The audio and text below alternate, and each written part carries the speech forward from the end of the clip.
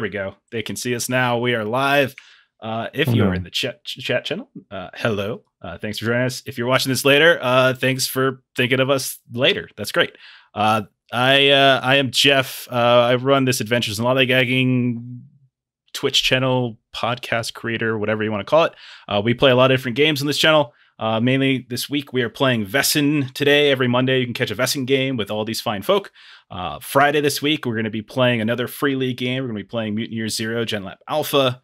You can also catch our podcast every Monday. It's a Zweihander game. It drops if you search for Adventures in Lollygagging. And on Thursdays, you can catch us on twitch.tv/ZweihanderRPG, where we play even more Zweihander. So we play a lot of games on the internet. If you like the way we play games on the internet, come watch or listen to us play other games on the internet.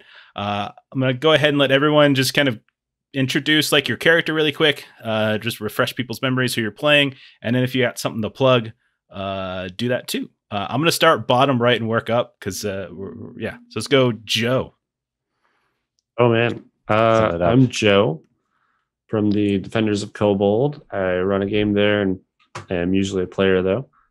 I am playing Yürgan Leinbaldersön, the doctor. That is a doctor. Doctor. Have you decided what field of medicine? Like, is there a specific thing that you've done, like internal medicine, surgery, and anything like that? I don't know enough about medicine yet to pick something. I need to start general practitioner. Pretty sure you don't need to go to med school. Yeah. They, I think they're more like the surgeon type because that's like in their backstory or whatever. That's why they can see the other world, because they messed up one of their surgeries. Perfect. So surgeon. Right on. Jeremy. Hi, I'm Jeremy Jones from Grim Imperialists and Defenders of Kobold, and Jeff tolerates me as well. I'll be playing Caius Redding. He is a writer and a hopeless romantic. Very nice. Melissa. I'm Melissa with Adventures in Lollygagging. I am playing Sigrid Hogstad. She is a priest. She used to be in a gang in former years, and now she is part of the clergy and kind of works with those that are down on their luck. Perfect. Chuck. Oh my gosh. I'm Chuck, HBIC over at Defenders of Kobold, or an actual play Twitch stream. And today I am playing oh my gosh, Anders Jacobson, the professor, very kind of out there, eccentric kind of dude. Yeah. Did you settle on what you're a professor in? I can't remember. I think it was like history. Like I'm going with like a folklore and urban folklore kind of thing. That's what all my motivations and stuff doing is real world correlations to the supernatural and legends and folklore stuff. Awesome. Makes perfect sense. Yeah. Bert. I'm Bert, BizLab on the interwebs. I run a little podcast called Of Steam, Steel, and Murder. But tonight I am playing Gunnar Arrowwood, the detective. Nice. And Dan. And with the Defenders, tonight I'm playing Dogmoore, the only old person in the party, and the only 100% genuine vagabond in the party. You're like 89. You're really old, man. I rolled a D100. Like 19. Okay, fair enough. Like 19th century 89. That's got to be rough. Ugh. Yeah, he's done really well for being poor his whole life, and he's got good voice. Okay. Salt, pepper, and Spinderella. Salt, pepper, Spinderella. That's right. I love that. Okay. So let's get started. So last week, you all got your first mystery, like the first mystery to investigate. You were contacted by Linnea Effelklint from who was the former society member who kind of passed over stewardship of Castle Gillenkritz to you. She has been disconnected from the society, from the castle for some time for reasons that she doesn't really want to share. But she received correspondence from an old friend of hers who also, at some point in the past, was at Castle Gillenkritz. And this correspondence, Olga was her name, Olga Kraus, needed help There was something going on. She was in danger, but she didn't really want to talk about it too much in the letter that you received. You all can access that on the virtual tabletop as well if you want to go back and look at it. But she's in danger, and unfortunately, Linnea is a little too old for this, and so you all are now the new society members. So she called you in and sent you there. This is kind of what you all do anyway. You go investigate potential issues with Vaesen and magic and all that kind of stuff. So you arrived after some journey time. You all got your advantages still. Don't forget about that. I didn't type those in because I didn't remember what they all were. So just if you recall what your advantage was, don't forget you can call it out and use it at some point during the mystery. But you arrived very, very late. A connection was missed at some point in time during your journey, which forced you all to arrive very, very, very late, where the town is basically shut down at that point. There wasn't really anyone on the streets. Olga was supposed to meet you and arrange somewhere for you to stay.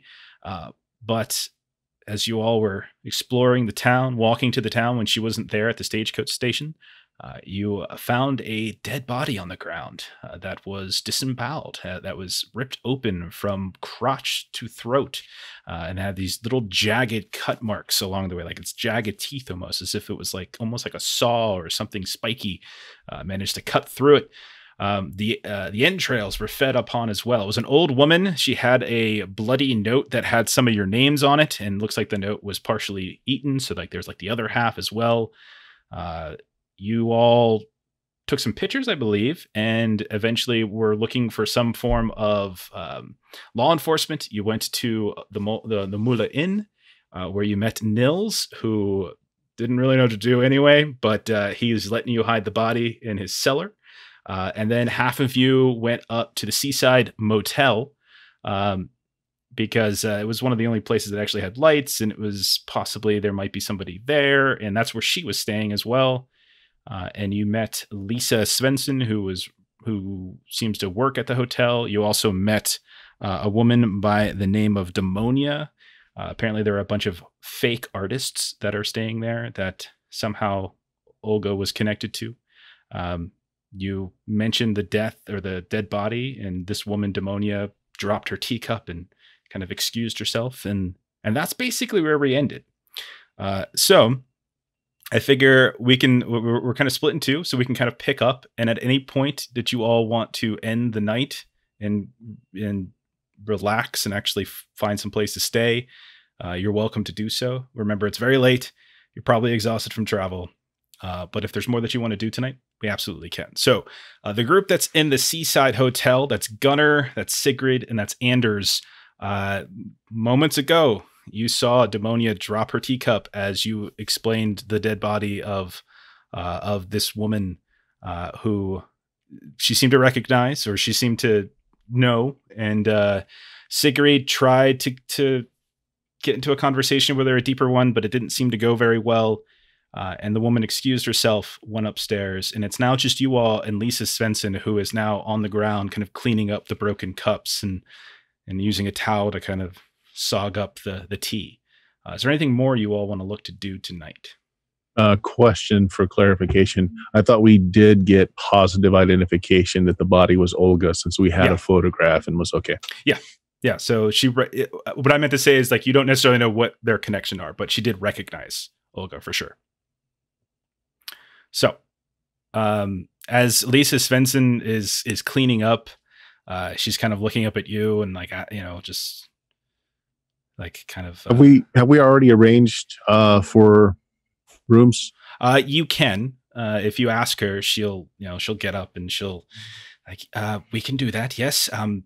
We don't open the whole hotel in the off season because we can only heat so many rooms at once, but we have a suite and a bedroom on the second floor that we could give to you. The suite obviously is bigger, but the bedroom has 2 beds, and we can bring up whatever you need. And she also offers, if you're going to stay there, she'll offer to fetch you some food. There's not much. The kitchen is closed obviously for the night, but she can fetch you something if there's anything you want. She seems very well fortified on the train, so yeah. She seems very, kind of interested in kind of asking who you are and where you're from, kind of that types of thing. Seems chatty. We didn't ask her anything about the paintings, did we? Because we had noticed that there were like caves in all of the paintings. Did we ask her like where they went to? No, you really didn't talk to Lisa as much, I would say, as she went at one point. You asked her to go, about the artist, and she went and fetched ammonia for you. But outside of that, you didn't really talk to her too much. Okay. That's the one kind of lingering question that I have, is just if she knows kind of where where these artists have gone for their inspiration, and if she happens to kind of recognize where this cave area might be. If you ask her, she'll tell you that they've actually not gone pretty much anywhere for a few weeks now. They've been locked up inside their hotel, and they've even been taking their meals in their rooms. Did they give any explanation? No, they're not the most forthcoming. They've been here a while, but they just suddenly started being very private. So before that, were they doing plenty of traveling during the day? Yes, they would. I even saw them have like hiking equipment, and the woman, if I could have sworn, she asked questions about local landmarks and different caves and such. She was very interested in the history of the area. Yes. If I may inquire, the paintings on display are, well, rather amateurish and not very good composition. Why display them? They've paid their bill, and we don't have many customers in the off season. You all are only our third party, in fact. A politeness then. Yes. May I ask which of the paintings was the last to be made or displayed? I think it was, and she'll point to one of them, and it looks to just have, it looks to be something interior. It's one of the ones that are a little bit more interior. It's not a coastal cave. She's like, I don't really recognize it, unfortunately, as you say, but they're not the best of work. I thought maybe it was some kind of new abstract form of art that I don't really know, but yeah, definitely that would be the one thing you would notice. It is not a coastal cave.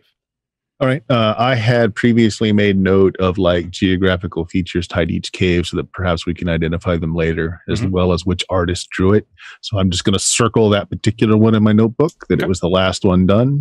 Who was the painter? Oguina. So that Olga is apparently, it was going by a different name, but similar, but it was her.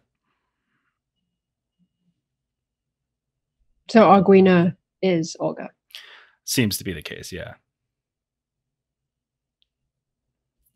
So other than that painting just being, not a coastal cave like the other ones, there's nothing else outstanding about the painting, nothing else that jumps out? No, not really. Another amateur painting? No, and honestly, Katerina, before she went missing, she's honestly the one who allowed them to begin displaying it, but it was part of some arrangement they had. So I just assume with her gone, I'm kind of in charge, so I might as well continue with it. So who's this Katerina? Katerina is Katerina Johnson. You all researched her before, and she's the person from the rich family who opened the hotel. And she owns the hotel. Yeah, and this is the first. This is the first you've heard that she is missing. Right. How long is Katerina been gone? 2 weeks, I think. I can't remember exactly the date, but it's been, I would say, about a fortnight. Yes. Does that coincide with when this group of artists stopped leaving the hotel? She starts thinking about it. I think it might. Yes. Was Katerina traveling with them on these hikes? No. Katerina, she would be polite if she saw them in the restaurant or in the lounge, of course, but they weren't socializing or anything. Did this group hire local guides?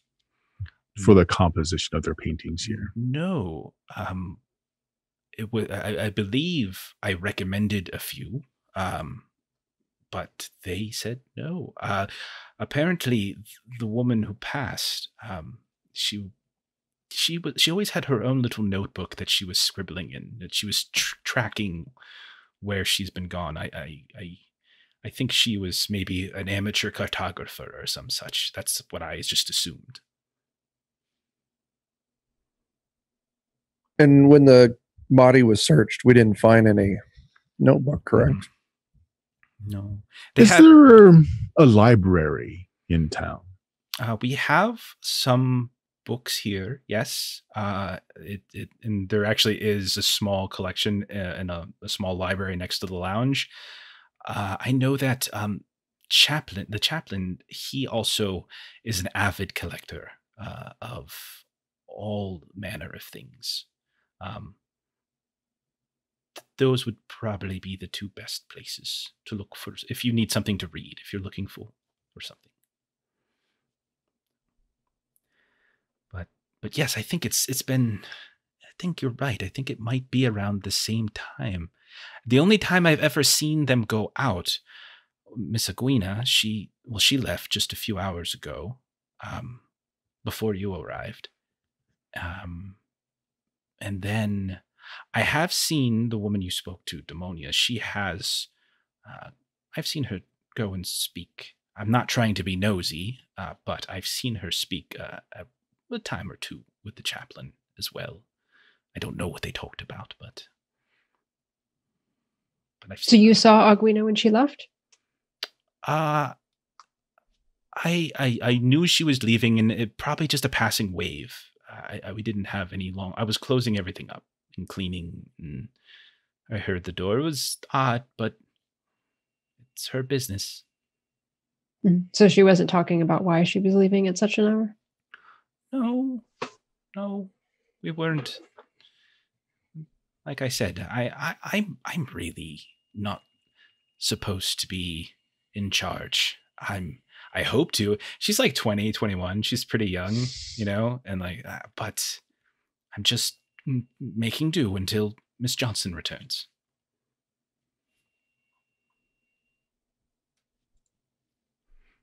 So, do you have any spare coin to like pay her for the teacup so she doesn't get in trouble for breaking things? Coin's like abstracted in this. It's kind of like heart was like, you're fine. Toss a coin to her to cover replacement costs. Okay. That's kind. I could just take it out of the bill. I'll be honest, it was Demonia who did it, but thank you. So I'll go fix your rooms unless there's something more. I'm good. Okay. And so she'll pick up and she'll head up, and she says, enjoy the refreshment, wait here, and I'll fetch you when everything's ready.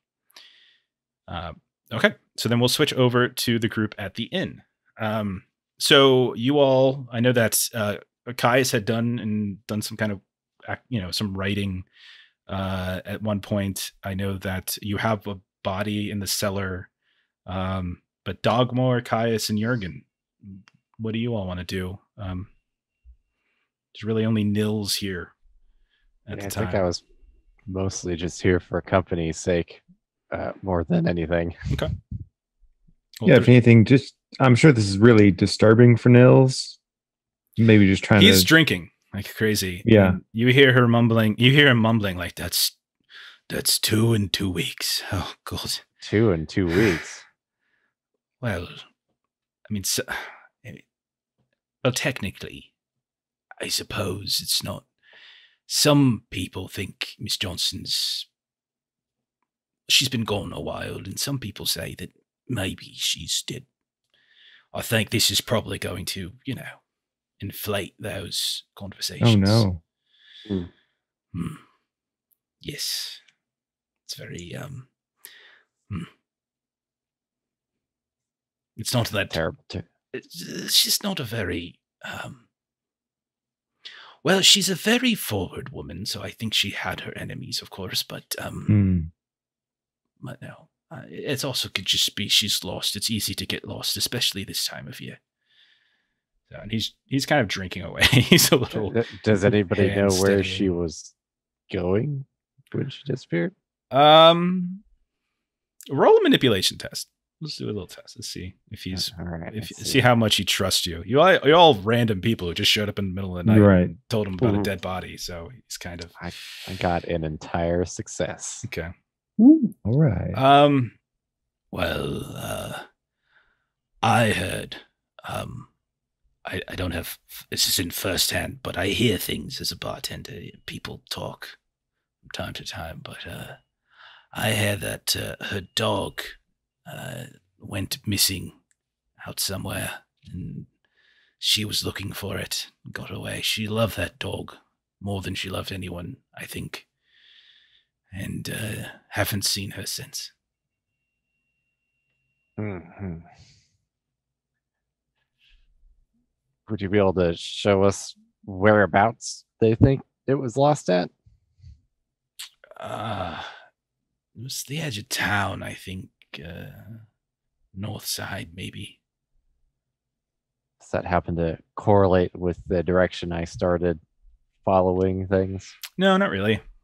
Okay. No, I mean, it's edge of town, but a different edge. Different edge. Okay. Are there like a abnormal amount of missing animals or anything recently, or? No, I don't even know if it was missing. A lot of people thought, Miss Svensson probably just grabbed her just as a prank because Anna Svensson, I'm not sure if it was like a runaway dog, but or not. I do recall, I think the chaplain has 4 or 5, 20 dogs. I don't know. He has so many. Do we know what her dog was like? What kind of dog? Dog was your dog? I want to say a poodle. I think it was a poodle. It's for the purpose of maybe identifying it if we find it in that. Yeah. A poodle sounds right to me. Okay. Perhaps we can do a little searching around, maybe find something that she used to own and see if we can track it maybe. Not a bad plan. You know that there was another man here, but they're kind of going on a run to fetch a constable. There's no local town-based law. There's a constable in Huganis that they're fetching, but they're probably not going to be here for a while. They're not going to, certainly not before morning. So you all have, if there's more that you want to do tonight, you're welcome to. Otherwise, we can move forward if you like. Actually, if you're talking to the group at large, before I go to bed, I want to peruse the library that's here and see if I can find any books on the local caves, any history of the town that might have something about the caves, legend, folklore, anything like that. Okay. Why don't you roll a learning test?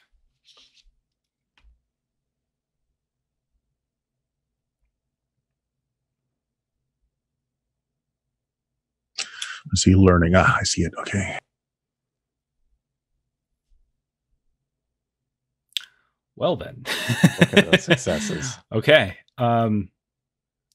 So you're specifically looking for caves. History is about the cave. Okay. You would probably come across a few things. You get a lot of little confirmation from what you saw from Brother Johann's entry that you had about the occult heritage and such. But you would know that the legend is that there's some writers who seem to think that that there is evil in the hill in Cullen. Like there's evil that's here and that needs to be protected. It references to Kulaman once more. And of note, you don't mention anything. There's a few different names of caves that are popped out, and one of them is the Rooting Cave, which was specifically referenced at one point as being a potential source of some kind of ritualistic magic. And and this is some kind of maybe 100-year-old text that you're reading about a person who was just wandering through. So the Rooting Cave was the only name that kind of comes when you cross-reference like magic and all that kind of stuff. All right. Did I find any more recent books that just talk about the caves as a geological feature of the area? No. I mean, other than most of the stuff that you find in the hotel's library have to mainly do with, it's more like travel logs and such, and like which ones are best to spelunk and which ones are dangerous. Oh no, that's perfect. That's perfect. I'll grab those books and take it for a little bedside reading. Okay, sure. Yeah. So you can take that, and that'll probably help you at some point if you ever try to navigate to try to find something on the road, if you go out into the wild, or if you so we can pull it back like advantage. Since the painters didn't hire a local guide, I assume they also looked at these books. So while I'm going through it, I'm going to make any decision as to whether I think a corner had been meant to be marked, anything like that as I'm going through it. Yeah, with 3 successes, I'll definitely say that there is one particular page that certainly looks more dog-eared than the others. And it seems to point to, let me pull it up here if I can find it. It seems to point to a cave. Sorry, I'm trying to find my stuff again because it's in different places now. It references Skull Hill, and you see a little. Someone has put very rudely a little bit of marginalia in the margins, and again, because 3 successes, you get this. It certainly looks like the same handwriting that was in the note that was sent to Linnea. So this looks like Olga's handwriting. And this note, it's near Skull Hill. There's like a very loose thing. And then it looks like almost she started to draw a map, but stopped because like there wasn't any room. But it references that there is an extremely charged, pulling it up. There is an extremely charged, section of a potential portal to hell ? So portal to hell, extremely charged something, and then portal to hell ? And it references a place called Skull Hill as well. Keep rolling like that, and we're gonna have this solved in like 20 minutes. Yeah. And Chuck has already pinged Skull Hill on the map, so you know that there's Melissa did it first. I was just saying how easy it was, and it is. Yeah, it is very easy. Yeah, you can see who did it. Anything else? I feel like that. Yeah, that's pretty good. Yeah, but it looks like, I mean, you would probably conclude that maybe if she's a cartographer or like something, that she might have a map somewhere lying around. If it wasn't on her person, it's somewhere else. Haven't actually seen her rooms, and it's kind of rude to ask to see them as we're not here in any official capacity. Right. So when you guys get back from the constables, perhaps that's something we need to speak to the constable about. Okay. All right. The next morning. Sure. Anybody else for stuff tonight, or are we good for morning time? I'm good. All right. So I would imagine maybe somebody fetches you. Maybe you go get the rest of them who are at the inn and bring them back. There's 2 rooms that you're given. One of them is a very nice suite with all sorts of or elaborate furniture and a fairly big kingly bed, but also a very nice plush couch and lounge that someone could sleep in. The bedroom is much smaller, and it's next door to it, and it's like 2 beds, 2 basic hotel beds, so you can kind of divvy up however you want to divvy it up. Dibs on the couch. Dogmoore can sleep on the floor. As you are, let's see. I'll give this to like. Let's see. I'll give this to the late arrivals. So who would have gone and fetched them? How about that? Who would we think would have gone? Like Anders, would you have gone?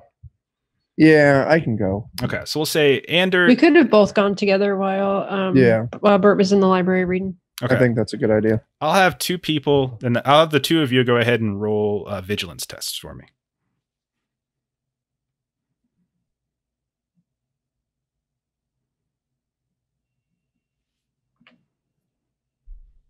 Okay. We're not very vigilant. Okay. Don't forget, you can push if you want to, but to do so, you have to take a condition. Conditions don't go away just from sleeping overnight. So yeah, it's up to you. I've got a condition already. I'm not going to push it. Fair enough. All right. So yeah, then never mind. You go and you fetch them, and you return and you divvy up. We see nada. At one point, you see kind of an older man step out into the hall, like at 3 o'clock. It's like 3 o'clock in the morning. He's got like a little candle. You're looking. Shouts something in German at you all as you walk past, making a little too much noise in the hotel at night, and then closes the door, and the night passes. When morning comes around, you are eventually like Lisa Svensson sort of knocks on the door at a certain point and tells you all like breakfasts can be served down in the restaurant for those who want it and such. She also gives you the heads up that apparently word of whatever the hell happened last night has started to spread. It's a small town. It's hard to keep secrets, so to speak.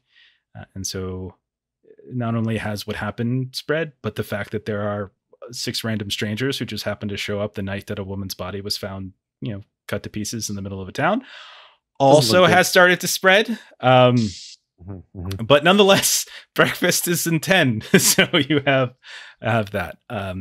So if you go to breakfast for whoever is going down, you hit the restaurant. You can see that same old man and a few others, presumably the German tourists that are hanging out. They seem to be already drinking away at coffee or tea. You don't see any sign of the artists themselves, whether it was the small woman that you met or either of the other that were referenced. And eventually Lisa will kind of fetch things for you here and there. So what's the plan? Well, I guess we catch up and just relate what each group found out first. I want to put forth that we need to see her rooms. There's a very important missing notebook we need to acquire. With luck, if their rooms are situated like the ones that are offered to us, perhaps she took the master and it had a key, which might still be locked. Okay. We can figure out locked things if we need to. Well, we can go through official channels. What is your feelings on our certain constable, Nils? Is he malleable? Can we... I don't think Nils will be waking up anytime soon. He had a long night. Nils is just an innkeep, by the way. He's just an innkeep. He's just an innkeep. Nils is sent for a constable, which is like a town over, basically. There technically is no law in this town right now, so there's no one to enforce anything at the moment. We could just give some kind of distraction. I suspect the constable will find us eventually. Well, the rest of the artists would be sharing the rooms. So perhaps if they are gone, we could go in and look around.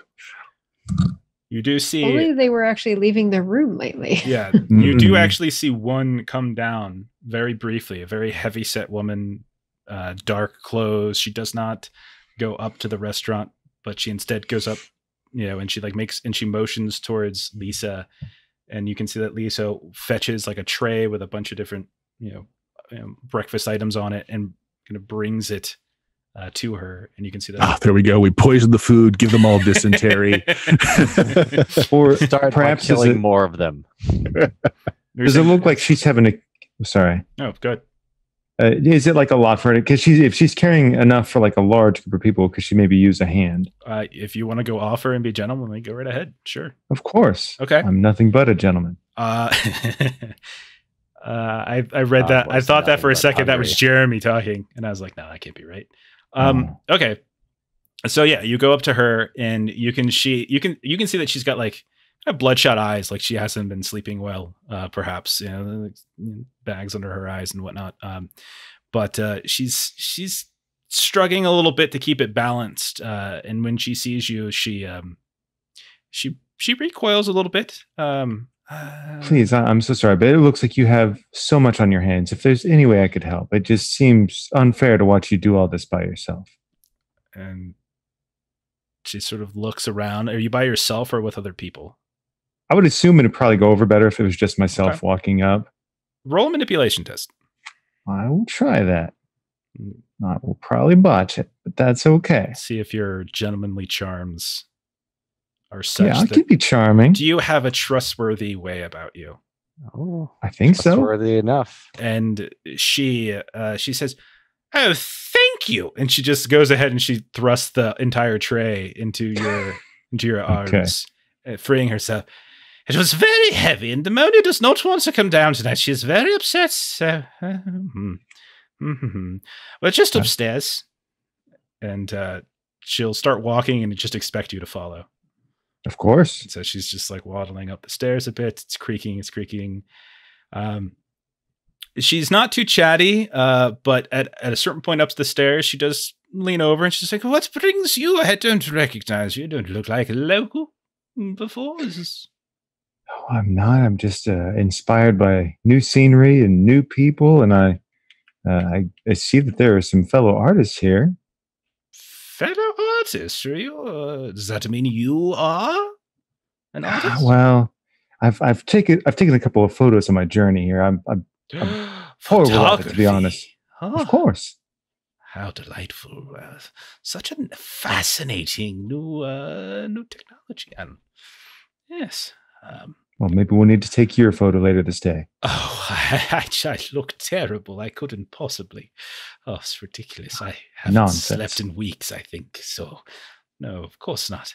So you're walking through the halls. You're on the same floor. Like your rooms are on the same floor. All the rooms see on the second floor. Probably at some point during the night when Lisa was delivering you all to your room, she probably pointed out her own room, which is also on the second floor. She's like, no one goes to the third floor right now just because it's wintertime and they don't want to heat everything.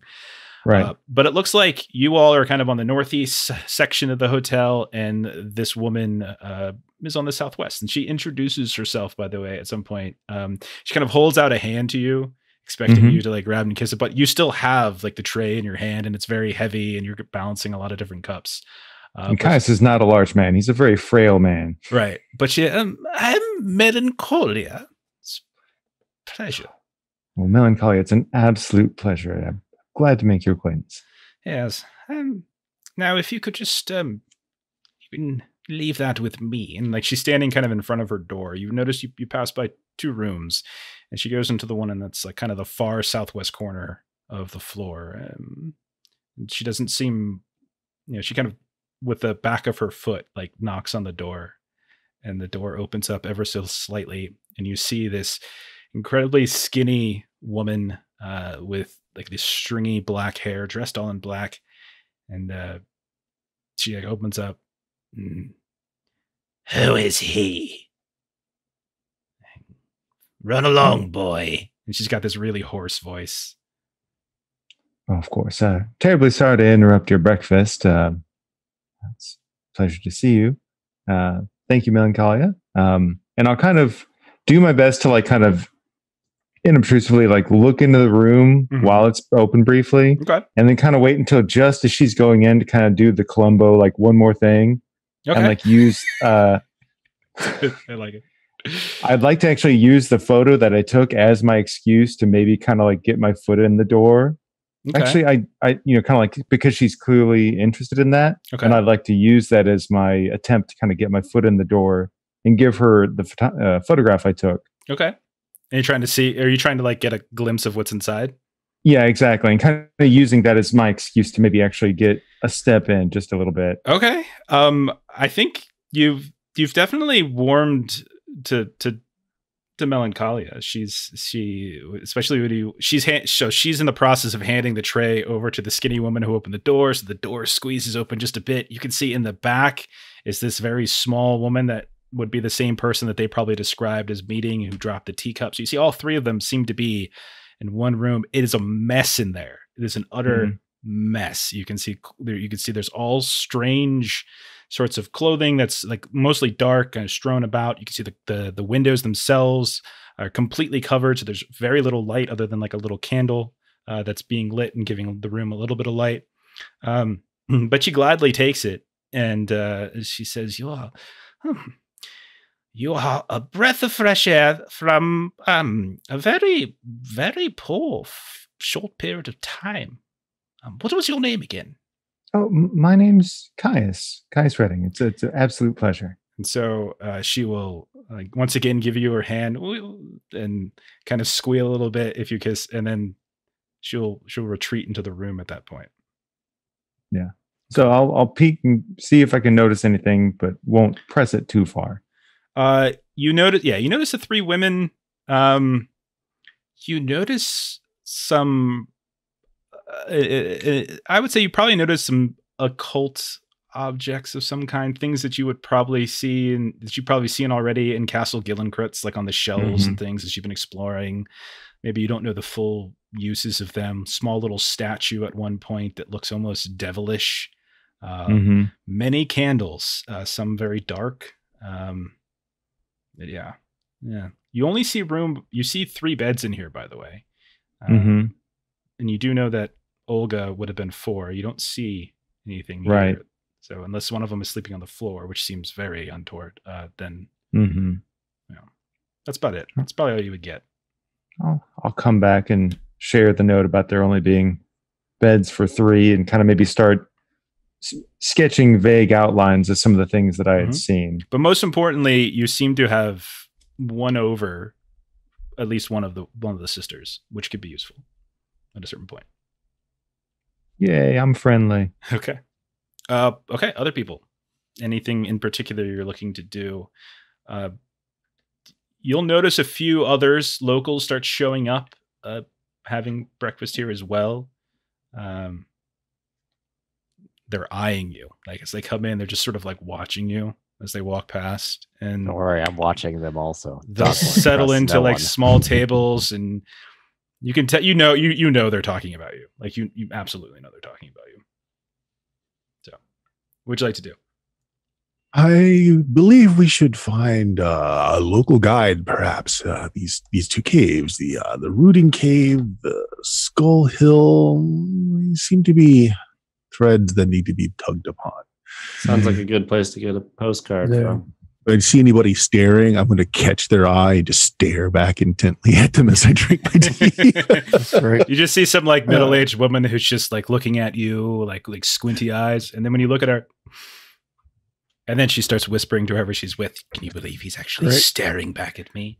So, I want to take a look, see if there's anyone that enters the restaurant that has the look of someone who maybe does like a lot of hunting. Definitely outdoorsy vibe. There's definitely some people that you would suspect are probably, maybe fishermen types. This is a fairly out of the way hard town. So like the construction of the hotel has really shake things up until, but yeah, I mean, there's people like that. You could see a handful of rough and tumble types. Go, excuse myself from this table, and I'll head over to them like, excuse me there. Could I have a moment of your time?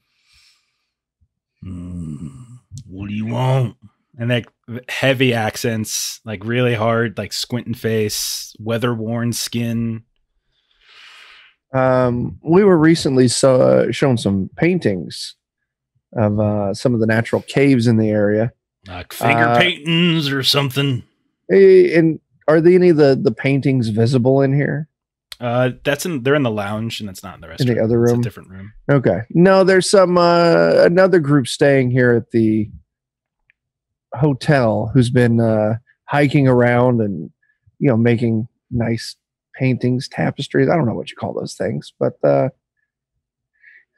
that's not important. What it is I'm curious if there's anyone familiar with the peninsula here that might be willing to kind of point out some of the local, nature scenery that we can maybe pay as a guide.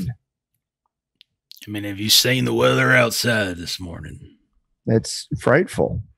And when you look out, by the way, you do notice that like as you start to draw your attention that a storm has kind of started to erupt, and you can see that there's like a increase as the morning progresses, this increasingly almost quickly, almost surprisingly so, cloud cover, and so that the little bit of light you probably would have had at this time of year, as it's almost like it's nighttime outside, and there's like heavy ice that's pelting the windows as the hours progress. It's like almost alarmingly so. And so at the question, he's like, better time a year maybe, but now might be a bit dangerous for a city fellow like you.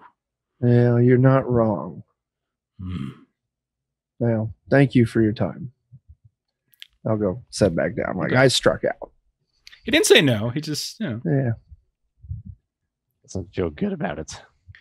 But yeah, I would say in the time that it took Caius to go upstairs and deliver Melancholia, the breakfast, like it was maybe 10 minutes. Like you've gone from a normal winter morning to a near blizzard morning. Like it's just dark and ice and snow. Fast. Yeah, peculiarly so.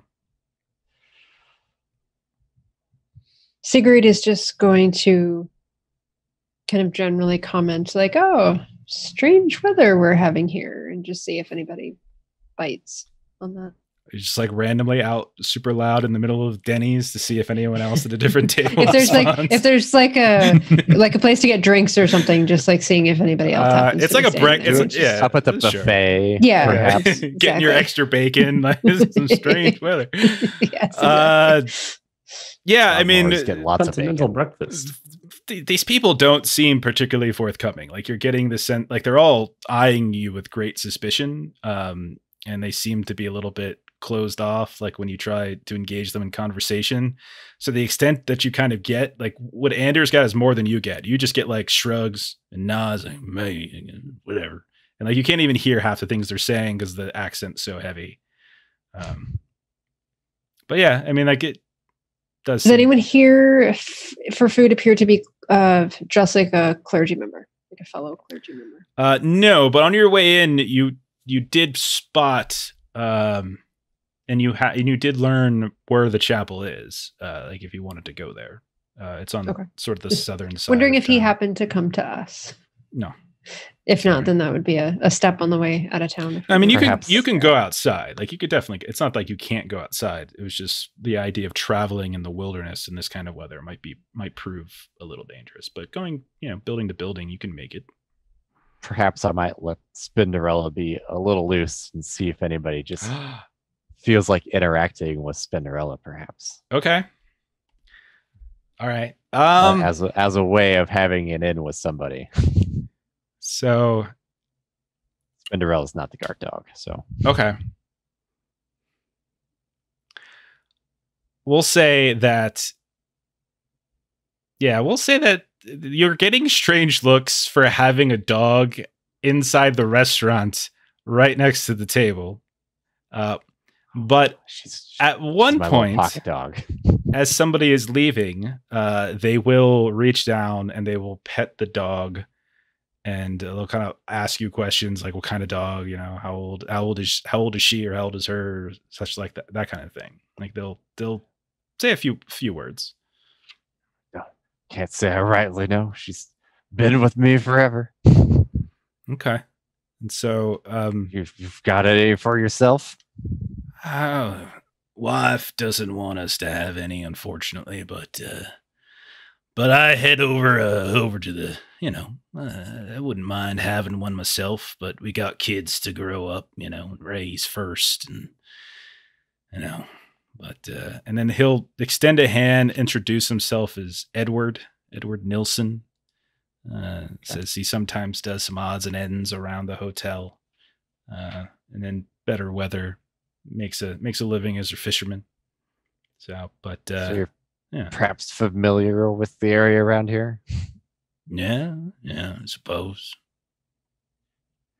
Would you happen to know about any of these caves around here? Oh, yeah, I know about several. Which, y'all cave divers question or something. Yeah. The map that we're looking at, do we have the characters have a copy of this map? I would say that what Yeah, I mean, I would say at this point you probably would. You could easily have grabbed a lot of that from the books that you were looking at last night. Okay. Sure. Does the hotel have one of those little stands with all the pamphlets of everything for the local area? What you can do in Mola. Is Dogmoore's conversation happening close to our table? Sure. Yeah. I mean, Okay. it was like, it's probably at your table as it's passing. All right. I didn't plan to go anywhere. So. Spread the map out and say, well, I see Skull Hill marked here, but we're interested in another cave. I believe it's called the Rooting Cave. Is it one and the same, or are you familiar with it? It doesn't seem to be listed here. Rooting Cave, huh? We've seen some of these paintings around here and thought we'd go see them ourselves. I gotta tell you, I don't think I really know nothing called no Rooting Cave, but I know Skull Hill. I know that place. Strange place. Some deep ravines over in them parts. Gotta be real careful. You gotta be careful in good weather, let alone this. But deep ravines, you say? I looked at my notebook. Did any of the pictures? I was picking out geographical references. Did any of the pictures have deep ravines painted on them? Yeah, I would say the one that you kind of made note of as not being coastal, with that extra bit of context, you start piecing it together. Like, okay, maybe that's a ravine wall and not like just an outcropping. And that was Olga's painting. Mm-hmm. Correct. All right. Do you have any tips for traveling in this weather? We're not really from here. Bring a rope, have good shoes, couldn't hurt to Is this normal? No, I don't know what the hell's going on right now. This is when I walked in here I could see the sun sorta, and now I can't. So no, that ain't normal. But it's wintertime. Stuff happens. All right. Yeah.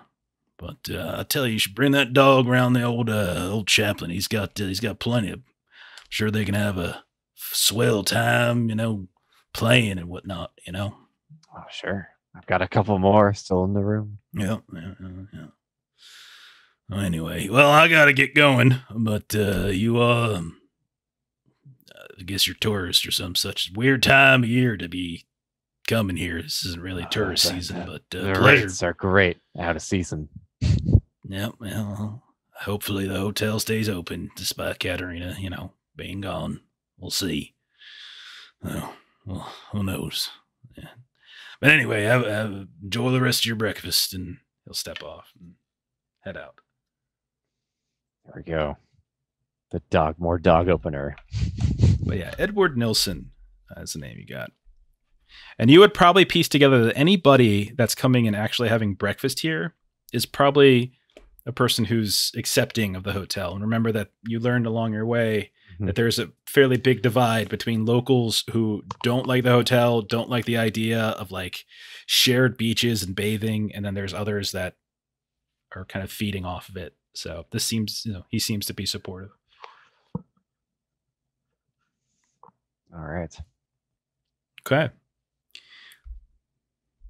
So, yeah. So as the morning progresses, you get kind of the late morning, and you see there's not a ton of light, but people are coming and going. And when they come in, they're covered in snow and sleet, and they're kind of pulling all sorts of heavy clothes off here and there, and some are leaving. At a certain point, you can see that Melancholia, the woman that you met, Caius, brings back down this tray. And she kind of sees you and gives you a little wave, and doesn't go into the restaurant, just sort of waits at the front counter for Lisa to come kind of fetch her things. And they have like a short exchange. But she looks at you again and sort of sees that you're with a group of other people, and kind of you can tell that she lingers a little bit at that. Starts going back up the stairs, and every so often kind of peers over in your way as if she's trying to kind of assess perhaps who you are. And I'll just wave nonchalantly to kind of have it be disarming. Okay. Nothing to worry about here, other than the fact we showed up when your friend died. Everything's fine. Exactly. No Ignore correlation. the coinky dink. Okay. It was a series of events. So you've got a couple. Unfortunate. You got a couple leads here. You got a couple things you're looking on, like the rooting cave that you mentioned. Trying to get into Olga's rorom. I'd like to stop by the chaplain, see if the poodle's there. Okay.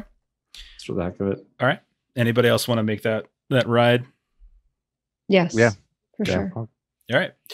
Take my dogs over there. Yeah, let's all go. Okay. And in general, we should never go anywhere alone. Yeah. I would say Are we going to try to get into the room before we leave the hotel, though? It's up to you Since guys. she was in a different room than the other ones? Yeah. We need to confirm which room it is, right? Good idea.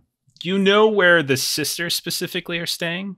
Right. Or the artists, I should say, are staying, but the Is there so few rooms that we can kind of, deduction will point us at the one it's got to be? Oh, or did you happen to notice like an adjoining door on one of the walls in the room? You would know. Okay, so you would know that there's two rooms. Okay, so there's two rooms in like the northwest corner, a suite and a bedroom that are being occupied by the German tourists. There's a bathroom. Then there's like your room and suite in the northeast corner. Southeast corner seems to be where there's kind of one room that doesn't seem to open or close, or no one seems to be going in and out of it. And then right next to that is Lisa's room. You might presume then that like that could be Katerina's or somebody else who might work here. Mm-hmm.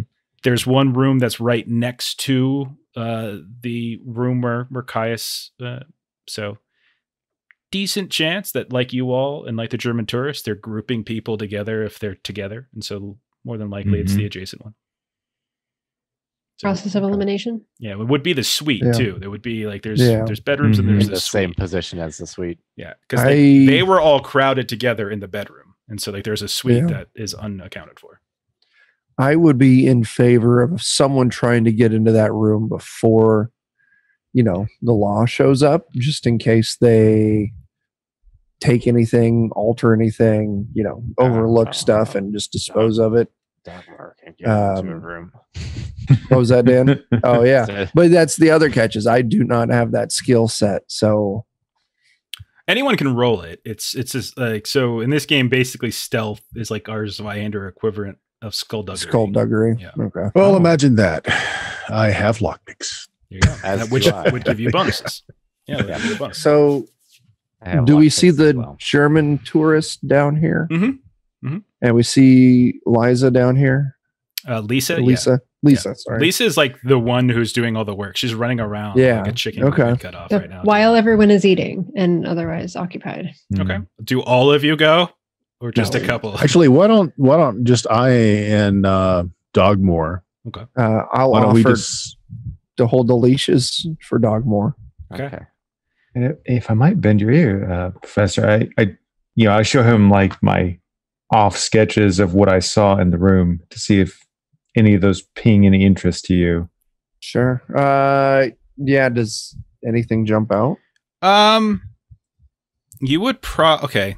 Why don't you roll a learning test? Let's see if you could piece it, like the little generic things that might have more meaning. So I'm helping. Sure. 2 successes. Yeah. Yeah. You something you would think that it has something to do between the candles and like that little statue thing that they had in there that he happened to glean that might have like a summoning ritual purpose to it. Oh no. Yeah. What specifically, that's hard to say, but definitely, yeah. Summoning bad weather. Is anyone particularly good at picking locks? I mean, we've been together as a group long enough to know our skill sets. It's based on stealth and precision. I'd be rolling 6. Wow. You need to pick a lock. I have 3 precision and 3 stealth. Yeah. I'd be at 5. I'm apparently not bad at it. I'm surprised. Jeez. Actually, I got 4. Maybe I should turn over my lock picks. So the room in question is upstairs? Upstairs, southwest corner. Okay, and it is the upmost stair. Like there's nothing up higher. There is a floor higher. Yes, there is the 3rd floor, but no one been led to believe is empty. Yeah, we should probably have a bunch of us go then for lookouts above, below, and if someone needs to block like line of sight, if someone's peeking out of a keyhole to the door that's being picked, have just somebody stand there so they can't see what's going on. Yeah, I'm down for that. I do think, that we would all know that Sigrid would be the best. Former gang member turned preacher is probably. I wasn't always a preacher. exactly. Yeah. Okay. So are you ready for me to roll this? No, hang on one second. Let's just make sure everyone's in the right place. Is anyone? So who's going to be the lookout for upstairs, like for third floor? Probably one person. Okay, so the stairs are kind of like a circular staircase. Spiral. So one person can probably just hang on the stairs and look up and down. You probably only need one person. I could do that, and then I could have my dogs with me. And you can have one There you go. person What with skill is Sigrid. that? That way they could also make Vigilance noise. to look That for doesn't things. seem obvious. And I've got That's a good idea. I would like to be with Sigurd, Okay. blocking. I can the I other can lend door. my lock picks. I'll be Okay. up there in the hallway, but my job will be to just run interference if anyone comes or goes. So No problem. All right. So is anyone staying downstairs? Yeah, Caius bravely just on keeping there? an eye on my breakfast and maybe other people. Okay. Caw. Okay. If Yeah. anybody starts to Keeping head it, up. yeah.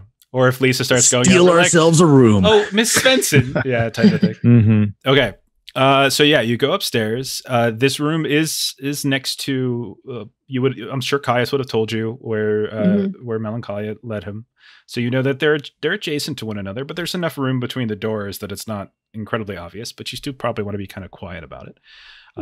So go ahead and roll your stealth test, and remember you got lockpick, so you get a bonus for that. Don't forget. All right, so then I'm rolling 7. So you can add that in when you're when the little pop up. Got the bonus. Yep. Okay. Oh no! Now you could take. Remember, you can take a condition and push that if you like. This would be a physical condition. So I mean, exhaustion. Maybe you didn't get a good night's sleep. I suppose might work. Okay. But you can choose. You can choose whichever you want. It doesn't have to be. That was just me throwing out an idea. So I can use the push button at the top of the character sheet. Exactly. Yeah. And then just click on whichever one of the physical conditions that you would want. Boy, 14 tries for one success. Okay. Right? What's the math Wow. on that? It's pretty rough. Maybe it isn't just roll 20. Maybe it's just you guys. No. We unroll a brand new to us. Sure. But yes, you are able to. It's a little embarrassing at first. You should try it a couple times. Gunner standing right behind you. It's taking a little bit longer. When people are watching over your shoulder, you do worse at everything. So I think it was Anders and Dogmoore who were kind of looking out. So why don't the two of you roll vigilance tests for me? Okay, and will I get the benefit of the dogs? Since you have one with you, sure. Yeah. Can I do wounded and say that I like poked myself in the finger or something? course. Like while I'm trying to do it. Of course. at best. Okay. All right. So I also passed. two things. Where were your successes on the lockpicking? Damn.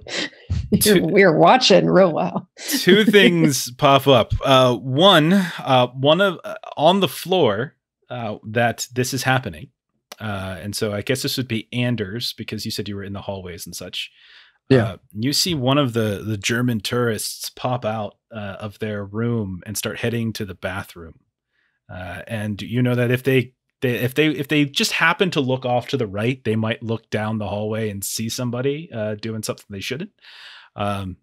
And then Dogmoore on the stairs, you hear something fall on the floor above. You hear there's like a thump, just something fall down somewhere upstairs. Okay, So well, there's go for it. nothing like going off on my own. Okay. All right. I might try and kind of quietly move up the stairs, so Okay. as much as I can. Up the stairs by yourself. If you want to roll stealth, go ahead and roll stealth then. Okay. Look at Like that. like a Wow. whisper. Like a whisper. I didn't even know you were going up there. You head upstairs and you can see that there are no lights. It's completely dark up here. So if you want to see anything, you probably want to. You have your lantern or anything out. I think I did get one. Yeah. Okay. So I can maybe do a quick look real fast, just with adjusted eyes if I can. Okay. You go up and down the hallways, and there's nothing there's nothing that would probably catch your eye until one of the room's doors is seeming to like slam against the actual frame. Like it's like thump, you hear it rattle, and that's the sound. When you push the door open and peek inside, you can see one of the windows was left open in this room, and all sorts of snow and sleet have come in through the window and have piled up on the floor. So just recently opened, I take it. Definitely the snow and the sleet are recent for sure. Yeah. Okay. I want to do just a quick look to make sure there's nobody else in the room, and then maybe see if I can look out and see if there's like trail in the snow, like somebody went out the window. Roll vigilance. When you look around the room, you don't find anybody, but as you're looking out, that's what I'm giving you the vigilance for. Would I be able to use the binoculars? Absolutely. Yes. Perfect situation to use the binoculars for. And I'm good with them. So does that give me like one more? What do you mean you're good with them? That was my advantage. Do I only get to use that one time? Yeah, you get, but that's like a one-time use. So if you want it to be this one, then you can totally take it. Save that for now. It's a +2. The advantage gives you. We'll save the advantage for now. Okay. I seem to be rolling reasonably well so far. So 2 more successes. Okay. So when you look around the room, there's no one there. Easy enough, as there's nowhere to hide. When you look out the window, you see that there's like kind of lattice work that connects down to the porch. Like there's a porch that goes around 3/4 of the building. You're looking out like the eastern side, which goes towards town, and you catch a man walking and like fairly quickly through the snow and sleet. And you can just barely see him at all, and he's carrying some kind of large walking stick. It's hard to really make him out through it, but you can definitely tell it's a man. You can definitely tell he's got that walking stick, and he's wearing some kind of like dark clothing, almost like a uniform. But he quickly turns around the corner. Okay. Would he have gone towards a building that I know where it is, or just further into town, just eastward into town? You probably don't know all the buildings yet. Okay. All right. Well, I'll probably go ahead and shut the window, do a real quick look around the room to make sure there's nothing disturbed in it. No, doesn't appear so. No. I mean, there's some wetness here and there, but nothing seems to be disturbed. You look at the drawers, there's nothing in it but like the normal pleasantries that you would have at a hotel. Doesn't look like it's really been used. There's no sheets or blankets or anything like that everything's been stripped down. Is it possible to tell if the door was unlocked or picked open? Wait, how many did you get? You got 2 vigilance, you got 2 successes. No, it does not look to have been picked open. Looks like it was unlocked. Okay. Yeah, you look closely at the lock, you don't see any kind of messing around on the inside. Okay. So switch over to Anders. You see this German tourist coming out, and they're walking towards the bathroom, which is near the stairs. If they're gonna pass by, if they happen to look, they won't necessarily look. They might see something, and who knows what they see. If you want it, you said you might want to run interference. Am I between like them / the bathroom and our friends trying to get into this room? We'll say you're by the bathroom, so you would probably have to go towards them if you want to kind of interfere with anything here. I'll just call out to the guy like, friend, come on. I just warmed it up for you. Come on in. And draw his eyes to me. So so he walks up. He's like, what do you mean you warmed it up for me?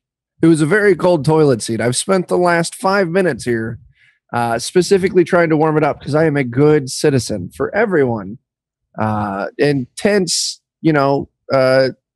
butt deceit contact. Is this something that Swedish do? Yeah, you don't warm up toilet seats for other people? Nein. I thought your people were very industrious and efficient. This is a little disappointing. Yeah.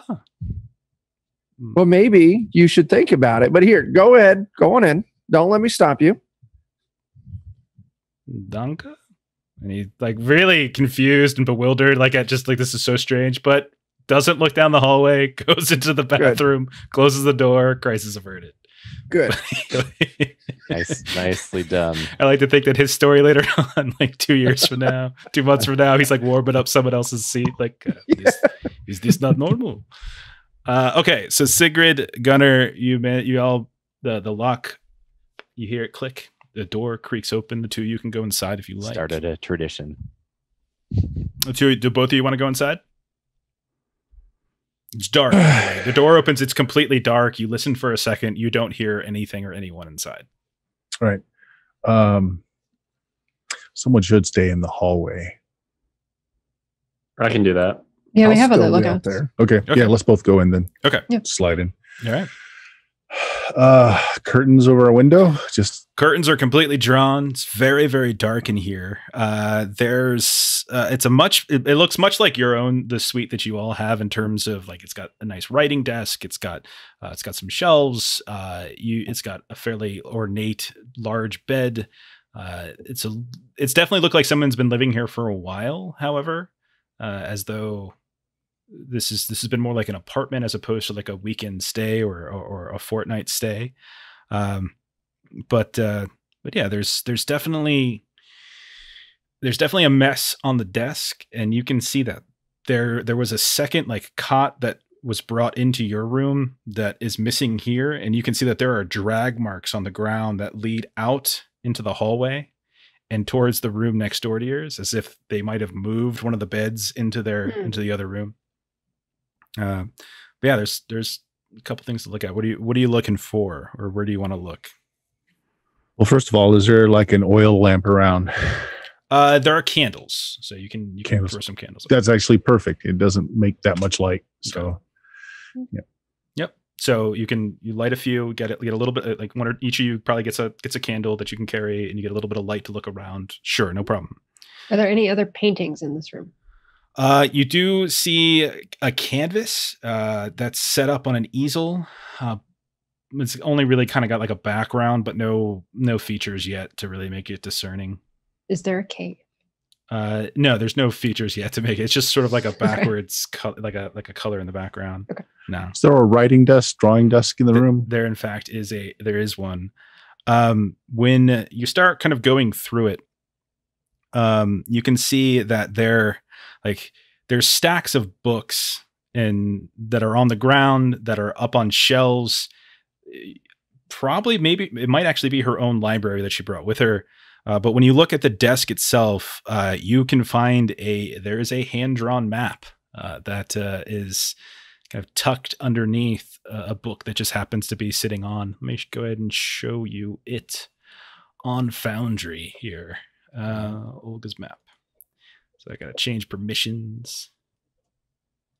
All right. So if you look under the Mula Mystery handouts, there now should be Olga's letter, or that's not Olga's letter, Olga's map. I'll show it to you all as well. And you have a very specific location for the rooting cave at this point. Like you see that same phrase. So if you wanted to go, you would probably be able to navigate relatively easy. It's still going to be a tough travel, but you would probably not have to worry about navigation as much. Okay. Take a moment and just kind of sit at her desk and kind of get an idea for her workflow. Like, what are the books closest to hand? Like, what are their titles? Okay. There's a variety of books on some supernatural summoning. There's books on, there's like journals and diaries written by people of Cullen. Like of the past, like just people's personal diaries and journals that she seems to have been collecting, that she's been going through, historical stuff as well. Yeah. Okay. So kind of just sitting there, kind of getting a feel for her process and how she has things laid down. Looking at her desk. If I were working here, where would I put a notebook?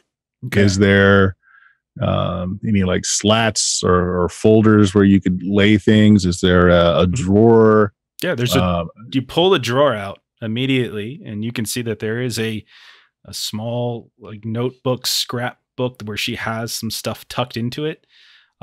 You start pulling some things out, and you notice, and there's one thing that above all else that kind of catches, like a lot of it's stuff you've read before, like details that you've read about Cullen or details that you've read about the geography of it.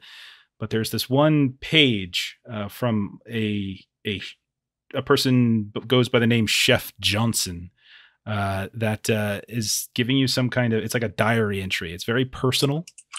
I'll go ahead and share that with you as well. And for those that are on, okay, so it should be available to you now. You can click the text as well to see, like I typed it up as well. So I'll read it for the folks in the stream. So it's from a Chef Johnson's diary. When my sister was found dead with her abdomen split open, I stopped being a child and became an adult. It was an early New Year's Day, and my sister Elsa led the rest of us around the church, having heard that one could see the future by peeking through a keyhole. We were playing with forces we did not understand, and the unseen punishes the arrogant. As we approached the church door, our path was blocked by the biggest boar I had ever seen. Its eyes glowed in the dark, its back was covered with sharp bristles, and its mouth was equipped with massive tusks. Elsa grabbed an apple from her pocket and threw it on the ground, which made the beast forget about us for a moment, and we were able to escape. But soon we heard its hooves thunder against the ground behind us. Suddenly, Elsa, who had been running next to me, was no longer there. I stopped and saw her walk toward the great swine, and then I ran as fast as I could. She sacrificed herself that we might live. For many years, I have collected rumors and tales about this creature, whose name is the Glowson. It is said to seek out witches and those with the sight, devouring their innards to absorb their power. But I have heard of people who escape that fate by distracting it with apples or nuts. Some say the creature can be controlled by a witch using a staff of lindenwood. After what happened to my sister, I never go outside on a winter's night, nor do I let my children leave the house. Nice. You said it's a smallish notebook. I'm going to just take that notebook. Sure. I'm going to pull the drawer all the way out, look underneath it to make sure nothing's attached there, and kind of feel around on the inside to make sure nothing was hidden. No, you don't really find it. No, it doesn't look like she was hiding anything. Okay. Yeah. All right. All right. Okay. So, well, while the preacher looks around, I'm just going to flip through the books to see if there are any stray pages tucked in anywhere.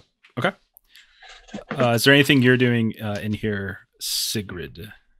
I'm looking for like luggage, footlocker, anything that are the other kind of personal belongings might be stored in.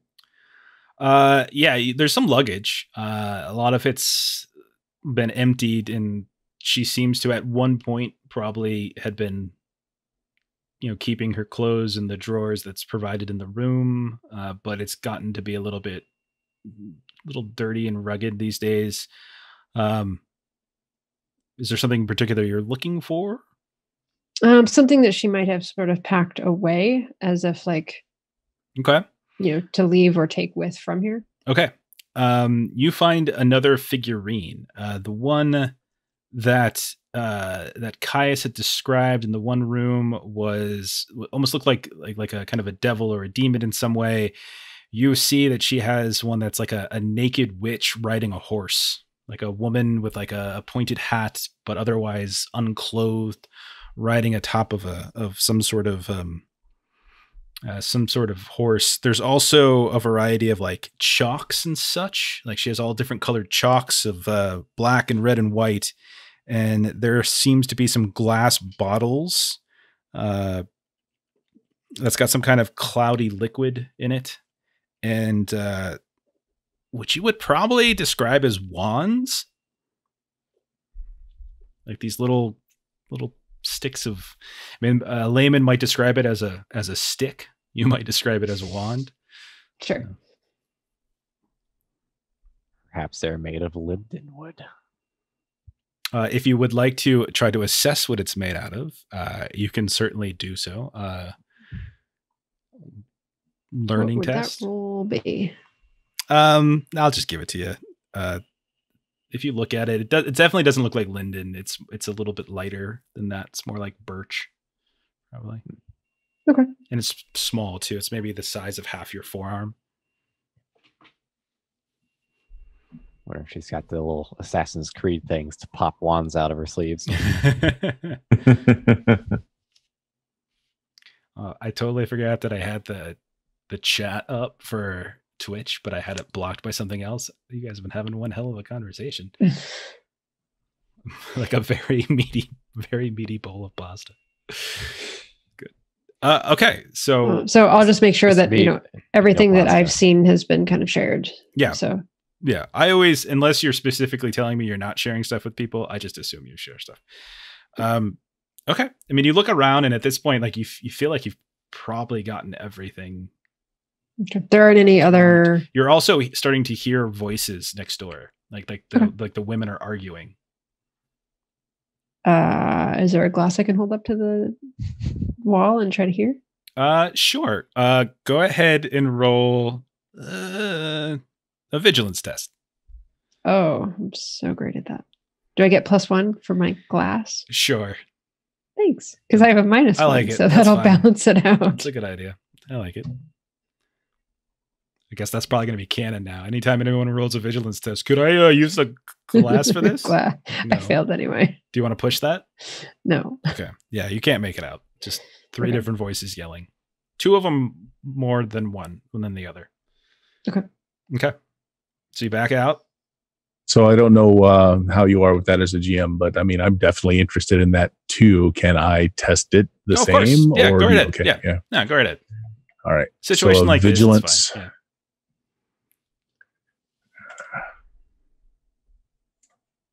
I will not use a glass. Okay. There we go. You don't One need success. a glass. From what you can glean, 2 voices. 7 dice. The 2 voices that are loudest are ones you don't recognize. You know that there's 3 women, and you've met one, but you don't really hear the one that you spoke with the night before. But the 2 that are talking or that are screaming are directing or like telling her like you can't go outside. Like it'll kill us if we go if you go outside. Like you can't go outside. And it seems like the woman you were speaking with wants to go outside for some reason. Okay. Hers is the only voice that I recognize, but just pay attention to the cadence of the other voices. So if I run into them later, I can pick them out. Of course. All right. Let us see if we can get out of here. Okay. Snuff the candles. Okay. So if you want to, you back out, do your best to keep things the way they were, so it's not too obvious. At some point, Anders, the German guy, comes out. He looks at you and he's like, "It was very hot, warm, very warm." Good. Did you leave it like you found it? Warm? Yeah. It's good. Very warm. Yeah, pay it forward. Pay it for someone does something nice for you, you do something nice for them. Yes. So I warmed a toilet seat for you, which means that you've just warmed the toilet seat for the next person. And then they'll warm the toilet seat for the person after that. I see. We started a chain reaction that'll make the world a better place. This is very good. Yes. See? You're welcome. To good choose. Just kind of leaves. Just kind of looking over. Still kind of not quite getting it, but doesn't seem to pay attention. Okay. So and that's how you run interference. After a few minutes, you all manage to meet back up somewhere, whether it's your room or downstairs, and I assume there's an exchange of information. We'll say just pass the notebook around and okay. Is it also a diary? Like, did she keep a log in it as well? It definitely describe. Yeah, I mean, you're getting if you spend time reading through it, you're getting confirmation that they seem to have been she and the other, and she refers to them as sisters, and specifically sisters of Satan, were attempting some kind of ritual, and something went wrong, and they were kind of attacked, and now they're trying to figure out exactly how to deal with this. You see her referencing Like if like the diary parts where she's questioning whether or not she should reach out to Linnea in Castle Gillencrest, and finally she seems to come to that realization. Satan, nice guy, always looking for a bargain. Yeah. Could be Stan. It might be. I mean, her writing's really rough. All right. So it's probably that probably took a little time, especially reading stuff and talking stuff out. So what's the next course of action? And it's still stormy out, quite certainly. Well, it's to load up on apples and nuts, of course. Yeah. Sure. I would definitely confirm with the group. That's how we found her body, right? Mm-hmm. Mm-hmm. I'm curious about the gentleman who was leaving the third floor as well. Just a question: when he had the walking stick, did it look like he was relying on that to move? Like he was hobbled in some way, would I? It definitely didn't seem like he was using it desperately, but yeah, it was like he was, moving it forward and stabbing to the ground, moving forward and stabbing to the ground. But it didn't look like he was leaning on it heavily, like it was a cane or a crutch or anything. No. Okay, more just something that you would have to walk through inclement weather. Yeah. Okay. Yeah. It might not even look incredibly peculiar on its own, but with context, I wouldn't think so. But, yeah. Would I recognize any details about the uniform to ask somebody? We weren't really close enough to it. It was he was across the street on the ground, and there's a lot of snow. So, okay. I'm curious about that, but okay, I don't know what we can do about it at the moment. Just tuck it away. Okay, so there's the rooting cave thing. There's the chaplain there, or the chapel.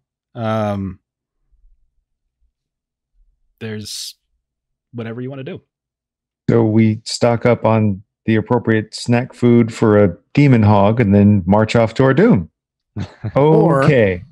Okay. We're armed with a little more information now. Okay. And when you two were dropping the E's, it's very clear that they know what's after them as well. Maybe we should just put our cards on the table and go have a candid conversation with them. You guys familiar with a demonic hog beast? The only thing that actually in the diary, when she was talking about sending the letter to Hillcrest, did she make it sound like she was conferring with the others about this, or was it seemed to be a decision she alone was making? She was actually specifically concerned about that because she references her past, and she wouldn't know. She specifically references how she doesn't know how the sisters would take her past. That's my concern. She did not trust her sisters in this aspect. You certainly know more about the human motives and their actions, so I'll gladly defer to your caution on this. I think we need to dig a bit more before we confront them with anything. Okay. Now that man walking in the snow with the staff, and then we have this journal talking about a particular staff can control a beast that slurps insides like a bowl of spaghetti. I don't believe in coincidences in situations like that.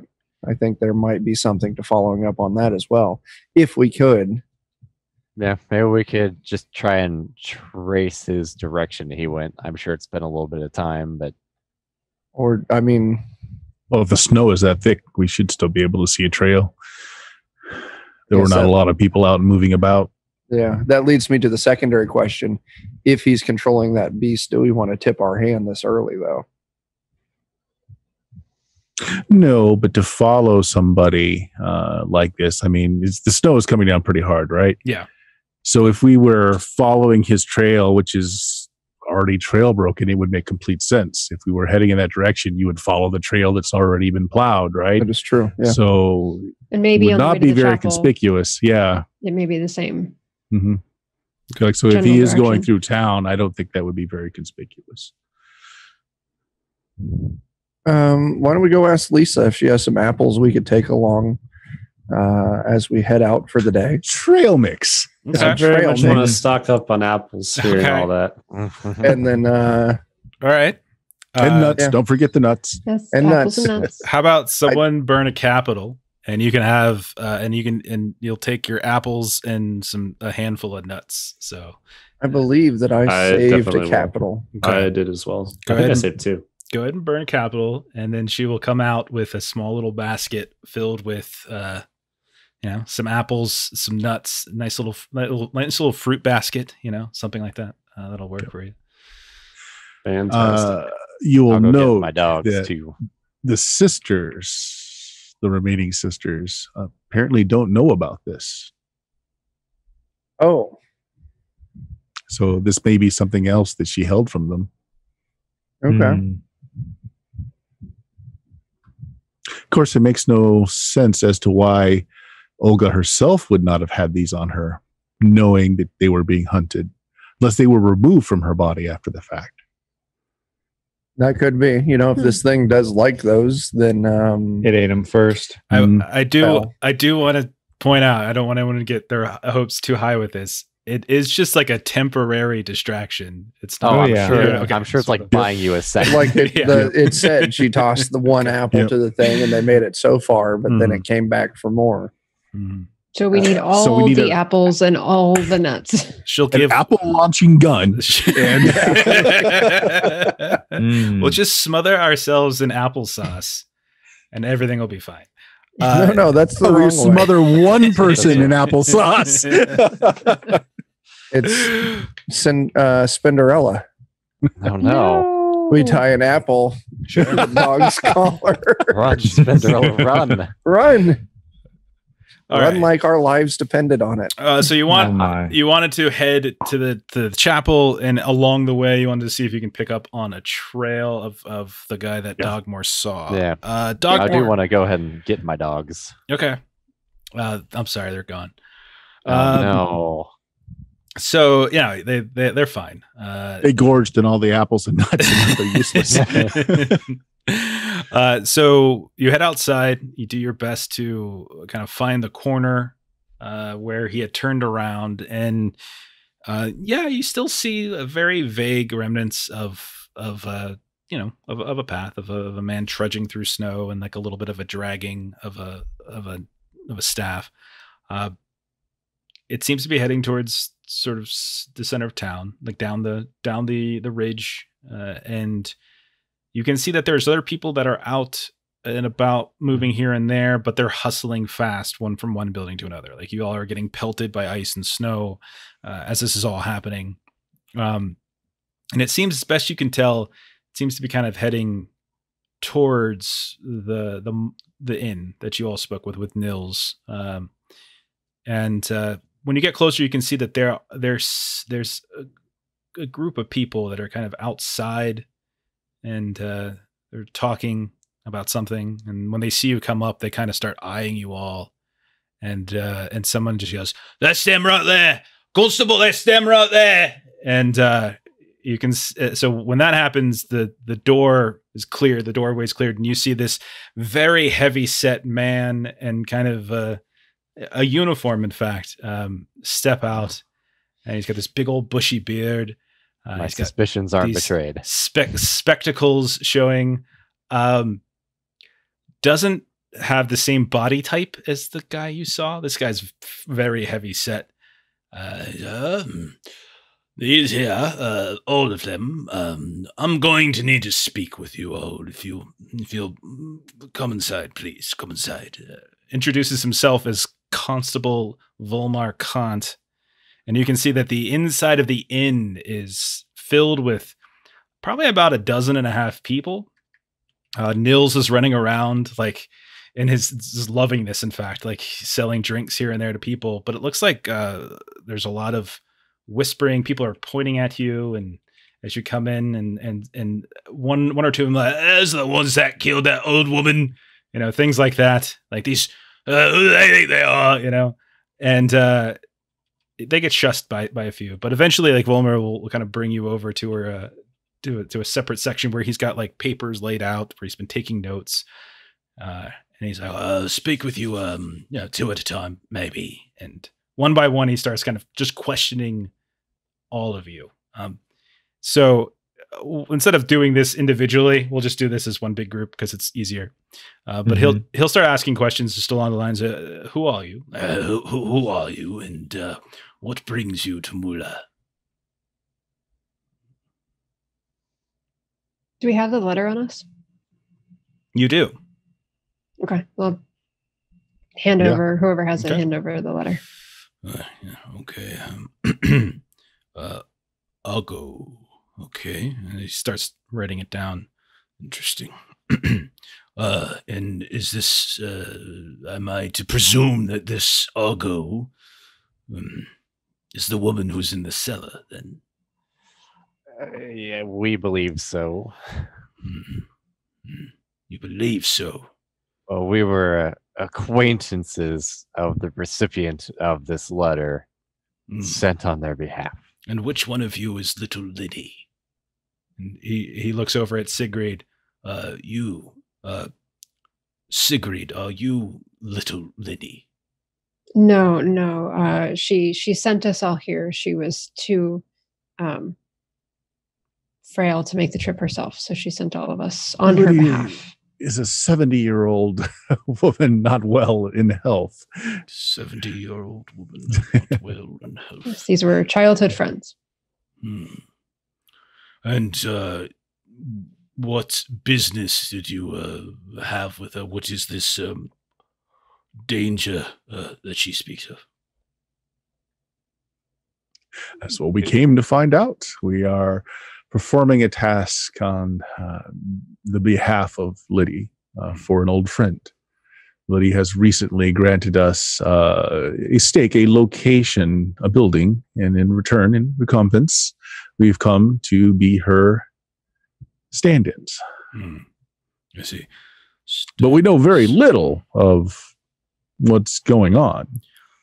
You know, I think more than I do. I've been here an hour. You do understand that it is curious that you all would arrive. No one knows who you are in the middle of the night, and the one woman who could perhaps confirm your story is laying in this innkeep's cellar.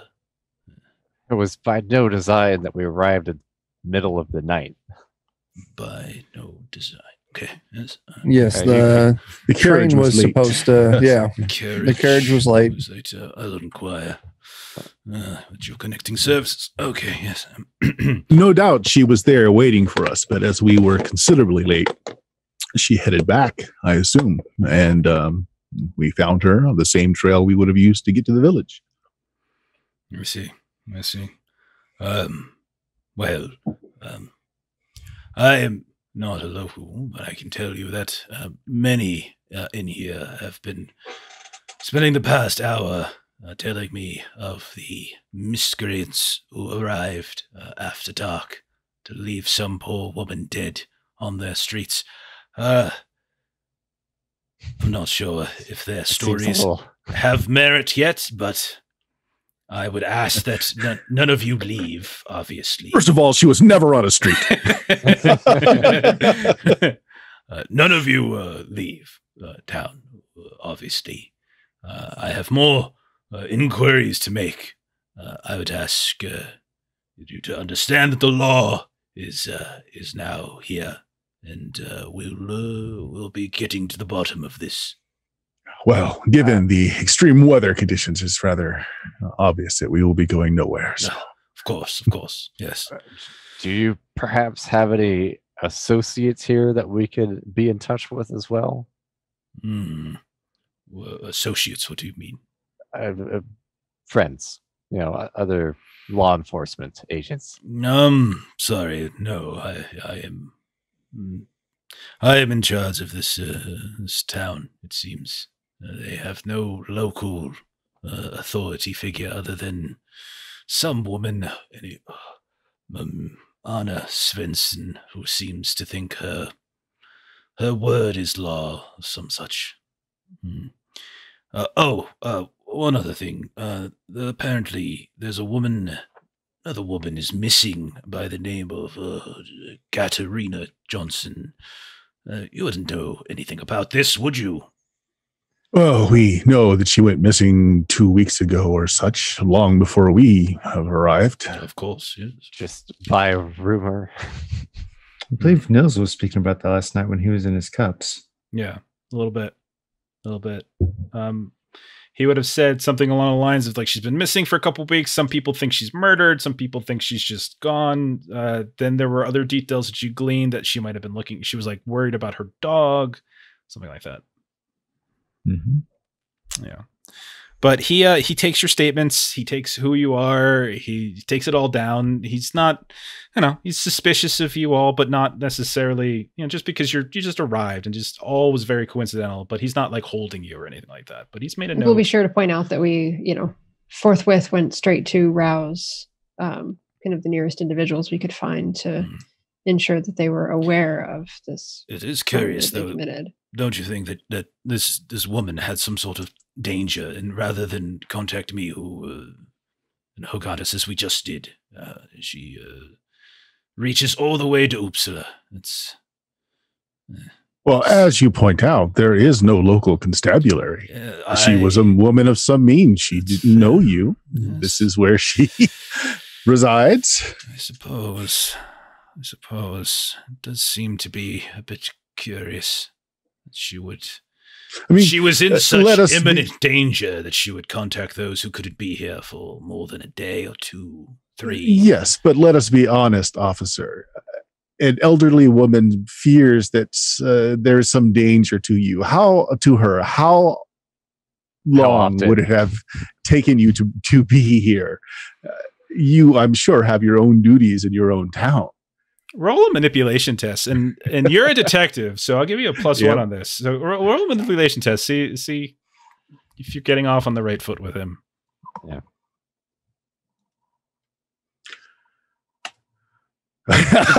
Oh, goodness. He will chuckle and grin. Yeah. You seem to know the way of things, sir. I suppose I have more pressing matters. Yeah. As is fitting to your nature. Yes, of course. This humble lady's possibly deranged thought would be very little in your regard. Unfortunately, she is very high in my regard now. Now, yes. Well, you are free to go about your business today if you should remember anything else from your observation of the scene, or if you would ever come across information. You seem to be an investigative sort yourself. Perhaps you might do a kind old man a favor. But yes, you are free to go for now. And most certainly. We have not discharged our duty yet. We cannot save Olga, but we can find out what was troubling her. And are you certain that what has befallen her, I suppose, is tied to the danger that she refers to in your letter? It would seem to be so. It seems to be so, yeah. Too many coincidences otherwise. How often do you have such deaths here? Murder. Animals. Well, you say murder, but the wound we saw was that of an animal. Yeah, possibly. We need to have the body examined more carefully, I think. Of course. But this is the first I've been called out in such a situation. I'm sure animal attacks, bear attacks, I believe. There's a very large bear who wanders about by one of the caves. I believe one of the caves is even named after it, if I recall. But no, I've not been called out here on this type of thing. I was called out, though, nearly a fortnight ago, by a Miss Lisa Svensson, I believe, about a missing woman. But nothing has turned up. I am getting no shortage of correspondence from the woman's family, who apparently is quite well to do about the desire and need to locate this woman. Now I'm a little confused. Is he speaking of Katerina Johnson? Speaking of Katerina, so like right, Lisa contacted him to like basically report Katerina missing. What would the name of that cave be, or the bear? I think it's called Bear Cave. Dan. Bear. I think it's on Yogi Cave. I think it's on the map. I think it says Bear Cave. Yeah. Okay. All right. But well, as you've told our friend Dogmoore here, you have no other friends or officers in the area, so please make use of us as you need. We are as invested in this as you are. Indeed, yes. Should you discover something that should be coming to my attention, please bring it to me. No hour of the day is unsuitable. Well, where will you be making your quarters? Here? At the hotel? This Miss Svensson woman insisted that she put me up for my stay. I am regretting agreeing to it already. She is very demanding. But I have more interviews to conduct, so go about your business, and we'll speak again later. So he will. I mean, like 4 successes. Yeah, he seems to be. I think you've certainly assuaged some of his suspicions. He's makes a good point. Okay. So what do you all want to do? Well, that didn't help us discern anything about the other individual yet. Yeah. And then when you step outside, because it's just been so, like, there's so many people around this inn, it's just harder. You don't really seem to be able to pick up the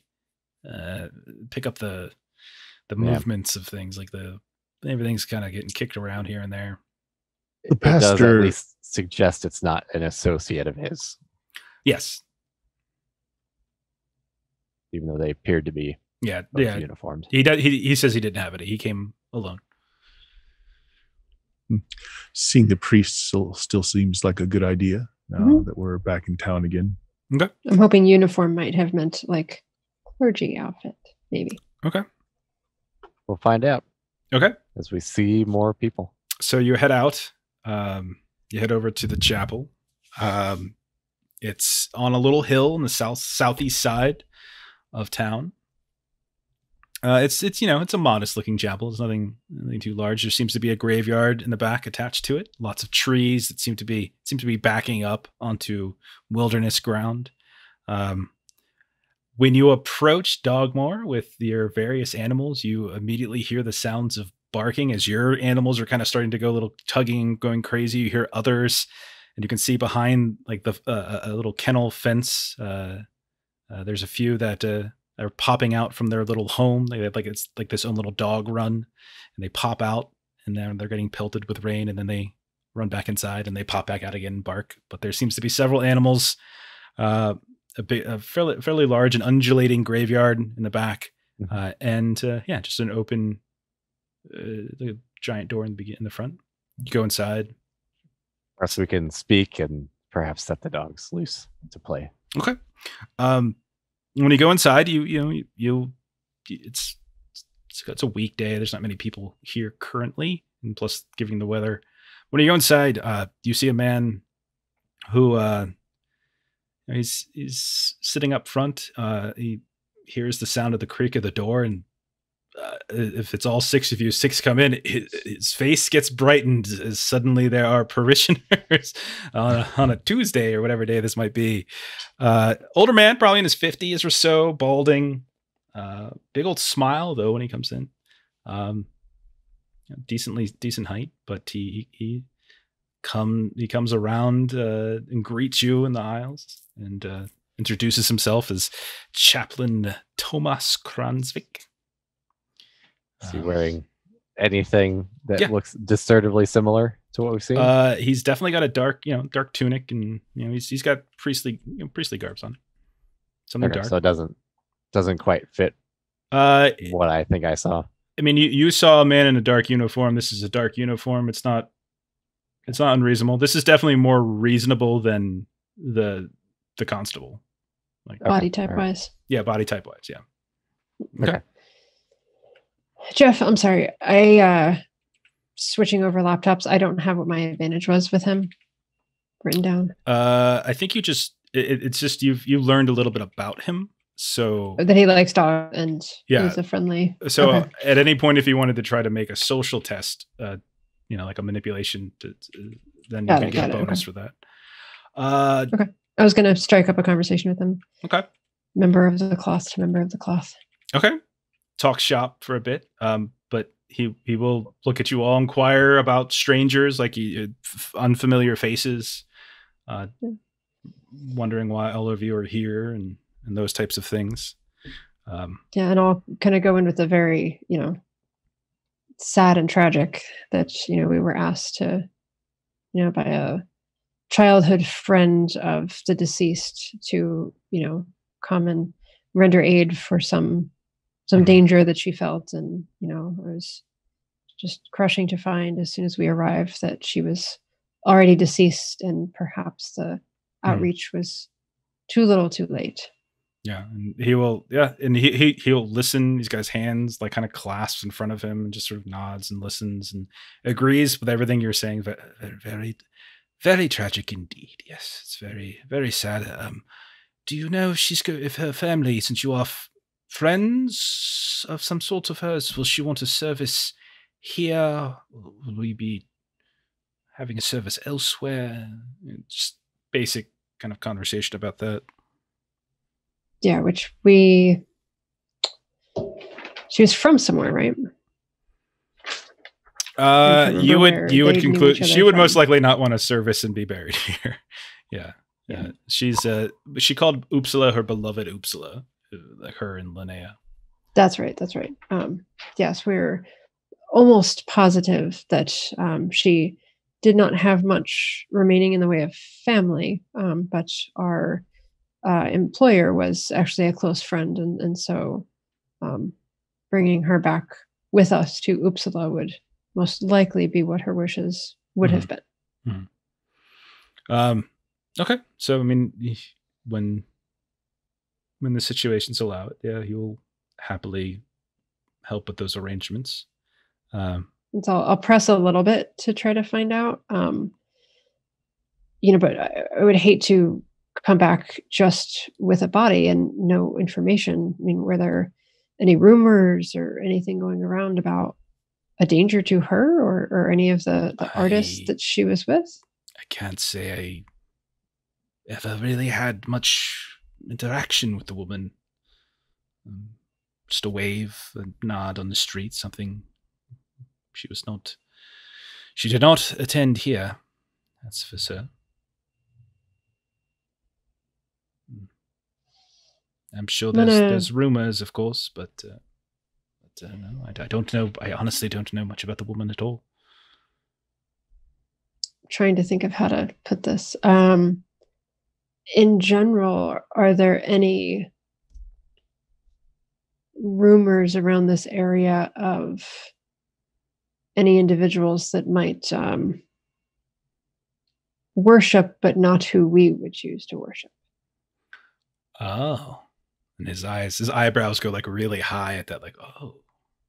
Roll a manipulation test, and you can go ahead and pull on your advantage right now if you want. Advantage will give you +2. So manipulation +2. If anybody wants to help her out, if there's something else you want to contribute to the conversation, she can take an assist die if you want. Caius or Yürgan. Dogmoore could help with this. What do you think? We're terribly worried that it's possible, whether through good intentions or, I feel terrible to say it, possibly ignorance, somebody might have gone down a dark path. I see. I have to admit that there have been some rumors about the women who have stayed at the hotel. They dress very peculiarly, always dark clothes. Like I said, I hadn't have any personal interaction with her, and there are so many rumors that go about that I don't like to engage in gossip. That's what I'm saying. Roll that manipulation. Take a +1 from Caius. All right, anybody else? Any other? I think I'm going to kind of stand back and just watch any other parishioners that come in. Okay, I'm going to go ahead and roll. All right. Okay. One success. That's all you need, really, unless you want to push, because if you have, you never know. But one is a success. So if you want to push to get more, it's up to you. Sure, why not? Okay. You got to take, it means you're taking a condition if you do that. I know. If you push, does it get rid of, like, say you roll one success and then you push and you roll none? No, it's still just the have one. to take it's additive. It's additive, yeah. Oh, okay. Yeah. It only re-rolls the dice that weren't successes. Oh. Cool. Okay. All right, so go ahead. Push. Including the extra. It'll re-roll that. If you hit the push push button, it will re-roll all of the dice. Oh yeah, sorry. Yeah, that's right. That's right. Push button. Push button's cool. Yes. Nice. 4 total successes. Okay. Ooh, And I am now. I think the total is 3, but yeah. Oh, the one doesn't carry over. It carries over the previous success, and then you got 2 more. But 3 is still really good. Okay. So he will. You almost see him kind of like exhale a bit.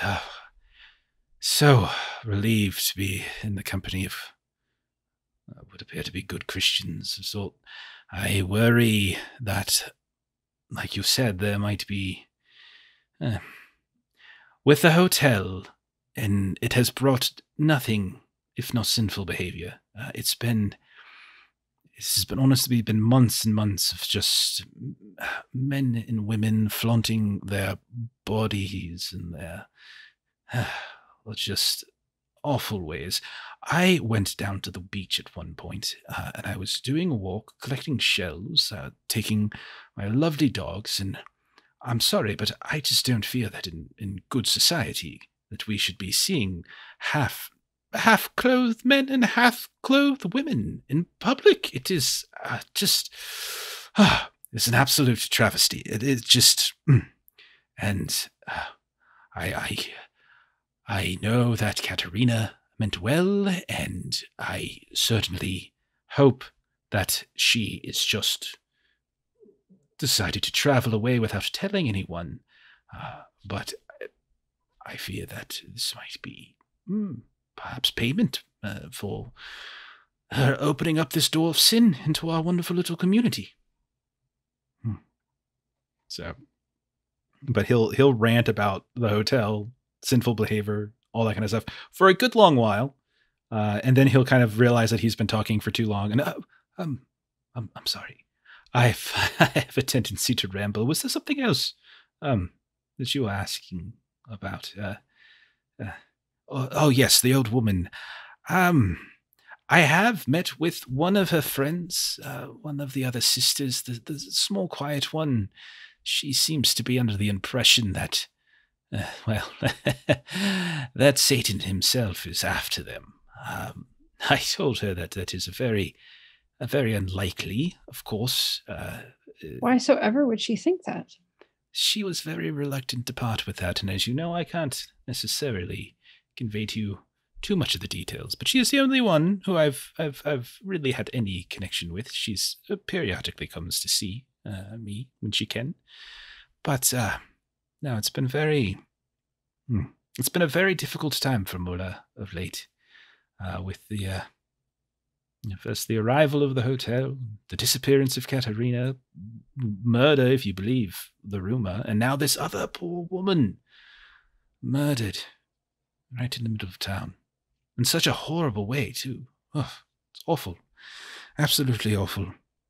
Yes, it's the first of any such kind of death in the surrounding areas. Well, death, yes. Not the first bit of violence surrounding the hotel. Must have been a year ago that Magnus nearly burnt it down. In fact, if there's one person who agrees with my view of sinful ways. It's Magnus and obviously Anna Svensson. But yes, yeah, it was a very, very awkward time. But I don't think either of them had anything to do with this poor woman or with Katerina. Of course, neither of them would never stoop to that. They are good, conservative Christian folk, but murder, no, of course not. They were quite displeased, though, at the fact that the hotel is here and continues to remain. Oh, yes, absolutely. Magnus is a very peculiar man. His family has long taken up residence of the lighthouse, and a tradition, so to speak. And I've heard he particularly finds that this type of behavior might allow for more evils and impropriety to be open to our fair town. Anna as well, yes. Honestly, her and Lisa, that poor girl, their relationship is, well, it's ruined because of the hotel. They don't even speak at all. Katerina doesn't care. She hired Lisa against Anna's wishes, and, well, it is what it is, yes.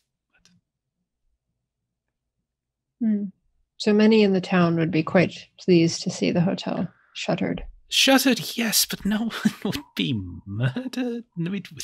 There's not a person here that I would suspect of this kind of violence. It's awful, absolutely awful. And while I do fear Katerina might no longer be with us, I imagine it's more likely she got lost or fell tragically, of course, in a crevice or a ravine, but I'm sure God has taken care of her. I'm sure. And then I'll kind of look to the group and see if anybody else has any questions. Yeah, anyone can like, Sigrid has managed to kind of weave you all in. So if you feel like asking questions, go right ahead. I was really hoping he could introduce me to his dogs. Maybe go outside with me for a little bit. And, I brought some of mine. I heard you're a fan of dogs. I am very concerned, though. One of mine is missing. So ran off, I believe, the other night and hasn't returned. Just be very careful. But yes, you can take them outside. Go right ahead. The door to the kennel, if you just go out the side door there, they're very friendly. The cats, on the other hand, they're cats, so you understand. Mm-hmm. I was hoping to try and convince him to come with me. But... I'm going to leave him inside, so if anybody wants to talk to him first, yeah. Okay. What about the dog that's missing, briefly? Yes, he... What kind of dog was it? A shepherd. We can keep an eye out. Yes, yeah, very husky folk, yeah. So, like a German shepherd, basically. Okay. Yes, he was a very curious one. Often barked at night, to be honest. And I think he was a bit temperamental. We're very close to the woods here. And all sorts of howls and animal sounds out there that riled him up more than the others. He was also one of the younger of my brood. Do you know when he went missing? It was well after Katerina's dog went missing. It was a good week later, at least. Yes. So a week ago. I must say, I'm a little. I was very distraught the first few days. At this point, I'm coming to the realization that perhaps he'll not return. Sadly, but these are realities. Caius, what were you going to say? Well, I feel terrible. Maybe you can understand and forgive me for sometimes having certain reservations about talking to the ladies we mentioned earlier at the hotel. But because it does seem like they may have some insight about our friend's time here before we arrived, I was hoping to. It sounds like at least one of them had enough sense to come and speak with you. So maybe there's some hope for one of them. Do you happen to know which one it was? If I have to speak to one, I'd like to speak to the one that's willing to speak to you. I believe her name was Demona. A very small woman.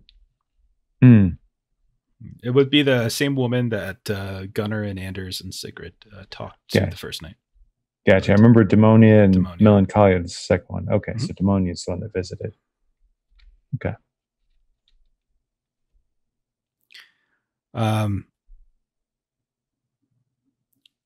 If you all so if you keep talking about the dog, eventually, like, you'll see, like, he'll kind of get like his face will crinkle up a bit, and he'll say, honestly, sir, I would be very careful in the woods and on the outskirts of town with your animals. If you love them as I love mine, I fear that there's a creature out there who I believe perhaps Magnus might have something of the right of it, in that we are a beacon for evil. We might be being punished for the sinful ways of the hotel, and I think my poor dog might have been a byproduct of that. I saw disturbing. I saw a creature. I thought for sure it was my mind playing tricks on me, but the more I read, the more I researched, I think perhaps I know what it might be. And he starts kind of flipping through a book, and he's like, it's like this little diary, and he kind of goes through it. And I did some research, and I was doing some reading. It's all I have time to do, and I found this peculiar. Oh, well, that's very odd. That's very odd indeed. The page seems to be missing. Huh. And he's kind of holding like torn. I'll have to. Maybe I have the wrong book. Anyhow, it was a creature that looked very large, very like a giant boar. In fact, very colorful, beady eyes. And I saw it from a distance, and it was all I could do, not just freeze in place. But my dogs were tugging, one in direction of it, one direction away. And we quickly rushed into the chapel. I did not want to deal with it at all. I'm fairly certain that we are being punished. And I'm fairly certain that the hotel is the reason for it. This is just terrible behavior. Anyhow, tea, anyone? Indeed. How long has this punishment been going on? Oh, let's see. I saw the creature. Oh, it was some time ago. It was before my poor dog left. It was after Katerina, so a week and a half, perhaps, something of the sort. Yeah. So, I think that, Sir Caius, was it? You may have the right of it. It's possible these women might be redeemable, but would you forgive a suspicious question? Of me? No, not of you.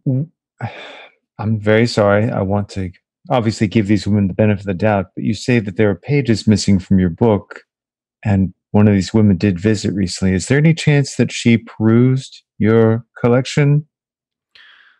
I don't recall anything like that, no. Not at all. Okay.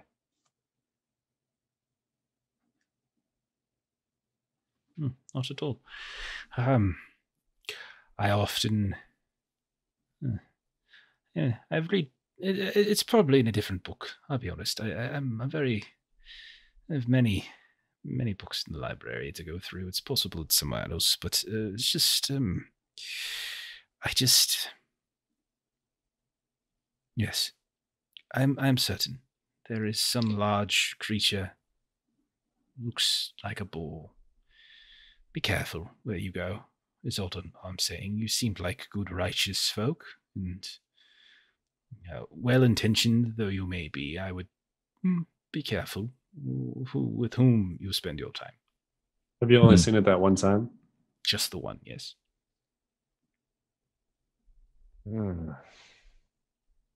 Sigrid would jump back in. Staying over at the hotel, there seemed to be just everyone was just, so curious about us being, newcomers and, new individuals here in town. Is that to say that you don't often get guests here? Not in the off season, no. When in warmer time of year, the hotel has been certainly successful, and yes, I have my consistent parishioners. This is not a normal time, and the weather we're having is atrocious. So I'm surprised you all even made it here. So no one else new has arrived here in Mula anytime recently? Only those women before you, but they've been here for some time.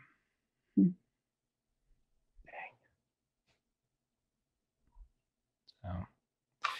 But yes. Anyhow, is there anything else I can do for you? Oh, yes. Do you know anything about pull out the map, this location, Skull Hill? Or then I pull out the map from the notebook, or this location.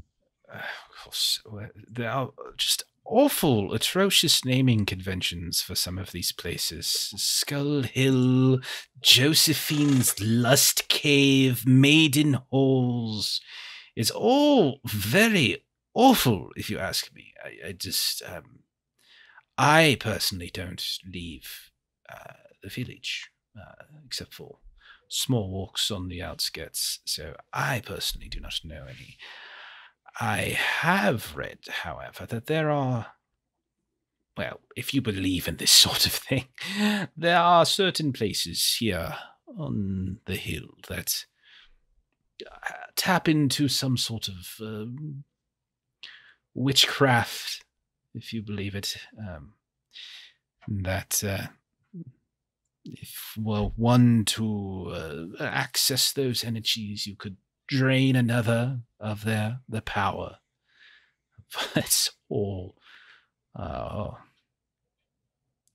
sorry, it's blasphemous is what it is. Of course. Now he couldn't. He said he thought he knew what the creature was, but he lost the pages, right?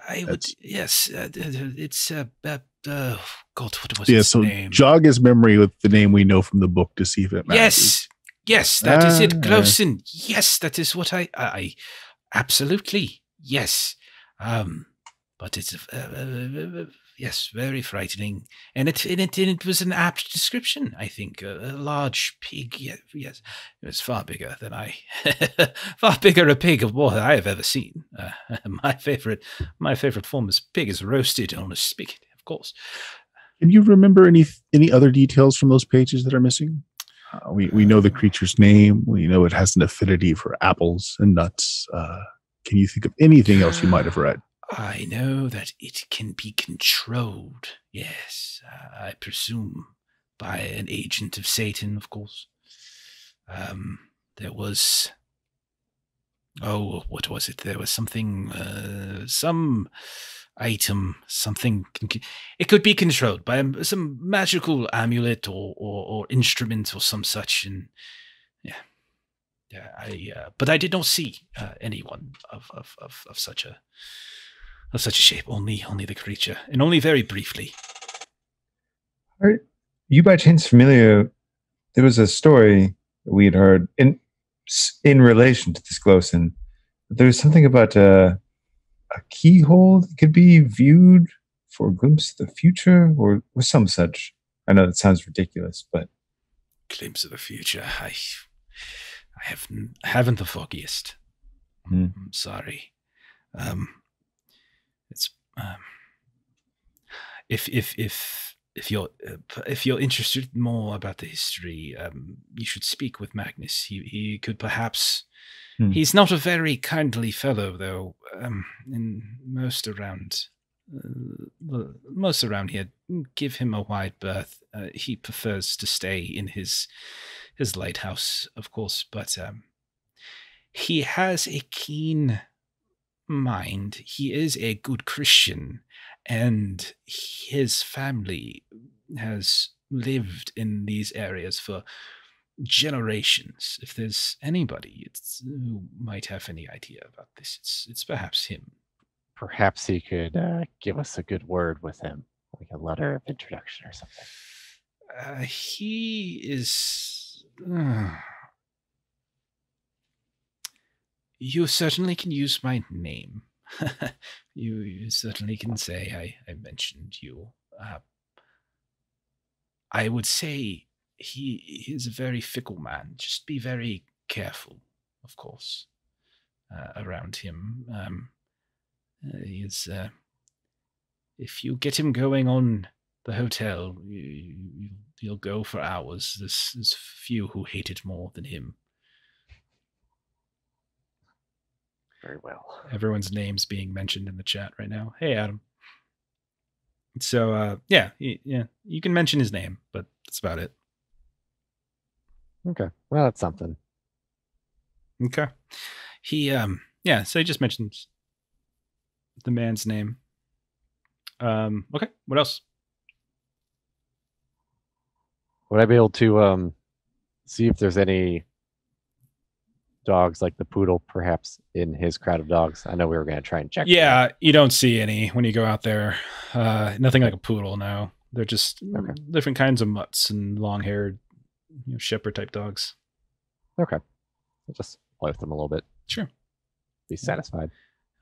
Sounds good. That's all Dogmoore really wants. Okay. Anybody else? All right. So after a little while, he'll probably offer you something hot to drink, or warm to drink before being on your way. But you all can kind of head out. So as we leave, it's like, well, as he had no other information than what Olga has in her notebook, it seems quite probable that Olga was the one who stole the pages. Quite possibly. Yeah, I caught that. Mm-hmm. Quite possibly. We have some people who might know about these other creatures that might be trying to drive these artist types out. Yeah.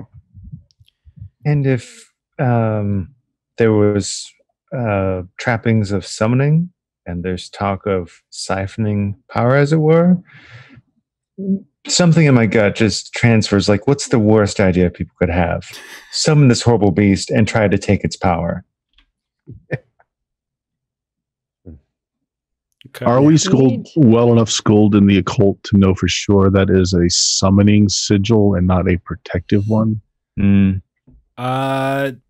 Probably not. None of you actually have them. Like if one of you were an occultist, I would probably give it to you. But since no one rolled an occultist, I would say it's a little outside. I'm sorry. No, go ahead. Is that something that, like, in my stash of books that I carry around, that with study I might be able to reveal, or is that just beyond what my books would have? Anders, roll a learning check. Yeah, roll a learning check. All you can get +1 for your books and see if it will do that.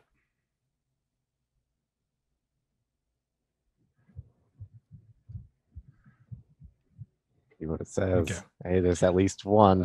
You're something. Yeah, you're confident that this is not like the different things that you've found in terms like the ingredients that you've seen. It's hard to say exactly what the spell is, but it's not a protective spell. It definitely seems to be something more conjuration. Okay. You would think. Okay. As you all are heading back into town, it's later in the day. We'll say you spent some time with the chaplain. You spent some time, obviously, with the constable. Spent some time in the hotel. As you're walking back, the snow and the sleet has eased a bit, but it's still very, very dark. It's just basically just been like constant nighttime throughout. As you're moving back, you do notice that there are a handful of orange glows of light, like lanterns, kind of off to the side, off to the kind of the south side of town, kind of away from that the Mula Inn where a large crowd had gathered. And when you peek, you can see that there's at least a half dozen people that seem to be congregating, all kind of looking at something. Can I give him a quick spy with my binoculars? And see if I can... It's another body. Yes, go ahead, Dogmoore. Roll a vigilance test. I will use that as much as I love can. that you're using it. That's great. just the whole time. Look at that. Yes. You see about 6 different people, and Gunnar is right. They seem to be looking at a body laying on the ground.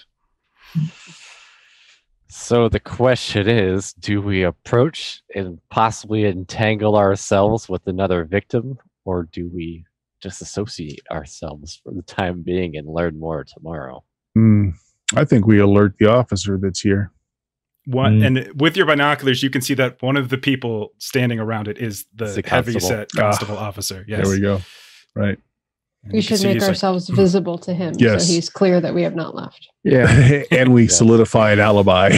Yes, that's fair. We were. You do. at- Yeah, you do. Yeah. Okay. Let's just do that. All right. Because we were with the. So you saunter up, all of you, and you can see he's there. You can see there's one or two other. One of the faces that you saw, the guy who pet your dog, Edward Nilsson, is there as well. Dogmoore, and So where is this body again? Like this is like south side of the town. south side of the town. Yeah, it's definitely not a main like thoroughfare. There's no real connecting. There's no houses nearby. It seems more like it's on the edge of where the wilderness might be, as maybe somebody was trying to skirt around the village. But when you approach, you immediately notice, Gunnar and Anders and Sigrid, that it is the body of a very small, frail woman that is laying on the ground with a large gash kind of up the center of her body. And there's a huge pool of like red snow around her. When you get close, the constable will turn around and will say,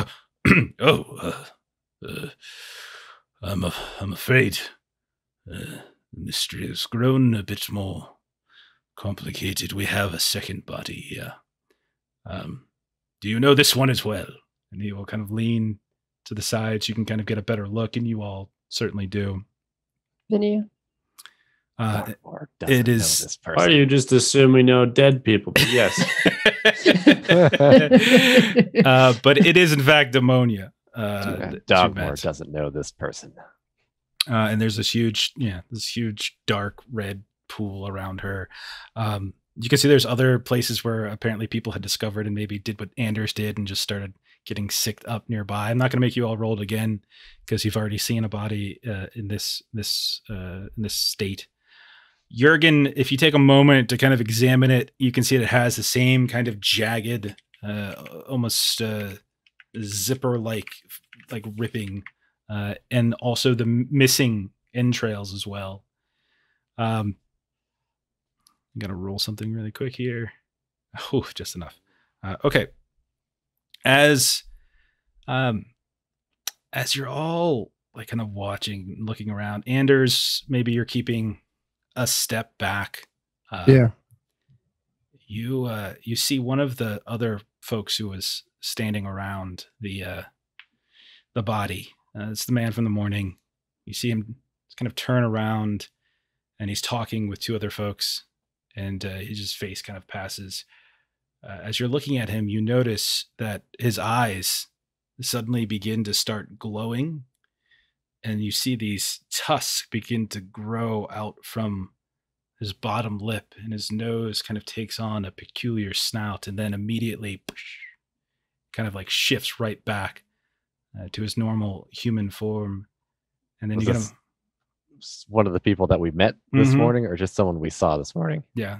And then Caius, as you're kind of looking at Anders, like maybe, well, Anders is maybe confused or taken aback or whatever it might be. You kind of look in the direction where he's looking, and for like a very brief moment, you see one of the men in that little group of three that's talking, same thing kind of happens. And I think that's a good place to leave off tonight. Oh, no. Yeah. Perhaps more than one of them. No. Maybe. More than one of what? Okay. Man. Cool. So yeah, that's it for tonight. I think we'll probably be able to finish this next time. I think we got a lot of clues today. Yeah, we did. I think mysteries are like 2 or 3 sessions long, probably like 4 to 6 hours. So I think we're probably able to finish it next time. So yeah, let's do some quick plugs and let's get out of here. Adventures in Lollygagging. Hi. We play this game. We're also playing on Friday on our own channel. So if you want to come join us for more Free League games, we're playing Mutineer Zero this Friday. We're continuing our Gen Lab Alpha game, 8 Central, 6 Pacific. You can also catch us on Thursday on twitch.tv/ZweihenderRPG, where we play Zweihander, and you can catch our podcast, another Zweihander game, by searching for Adventures in Lollygagging, wherever you get podcasts. Let's see. Bert, go ahead and plug your podcast. Sure. Podcast is Of Steam, Steel, and Murder, which can be found at BlueMagic, BLUMAGIK.com. There are 10 years worth of backlogged role-playing goodness. Check it out. Very nice. And Chuck, say something about Defenders. Oh, man. Twitch.tv/Defenders of Kobold. Let's see. This Wednesday, we've got Astonishing Swordsmen and Sorcerers in the evening, but in the morning, starting at 10 a.m. Central, you can find some of us on twitch.tv/ZweihenderRPG as we're doing session 2 for Something About Marie, the adventure that we're going to be running at Gen Con this year. So nice. And what else we got? Joe, we got your game on Friday. Do we have anything? Remember. We were going to do goblins on Saturday, but did we push that? I don't know. I haven't. I know you mentioned it, but I don't know for sure. And then also, you won't be finding most of us on Grim and Perilous Plays tomorrow night either. The Alien game is getting pushed back a week. Yeah. Okay. All right. Jeremy, do you know anything about that Goblins game? Because don't you run the Goblins? Yeah, I'm going to run it, but like half the people that are playing it are also going to be running stuff for Gen Con. Right. So, so we're pushing it's kind of, people are probably going to be tired. Okay. I'm down. Yeah, I'm excited for it when it comes. Okay. Yeah. Fair enough. Are we doing Shadowrun on Sunday, Bert? Yeah. Yeah. Yep. So Chuck, Bert, he runs us through Shadowrun with Christopher, who's in the chat, and Friendon, who is saying stuff right now in chat. We're all playing Shadowrun. So catch that on twitch.tv/NotoriousDMGTV at 9 Central on Sunday. So that's a good time. There you go. But that's about it. So have a good night, everyone. Thanks for watching and hanging out in the chat. Thanks for picking this up later on YouTube if you're watching it there. And we'll see you next week. Same time, same channel. Bye-bye. Bye.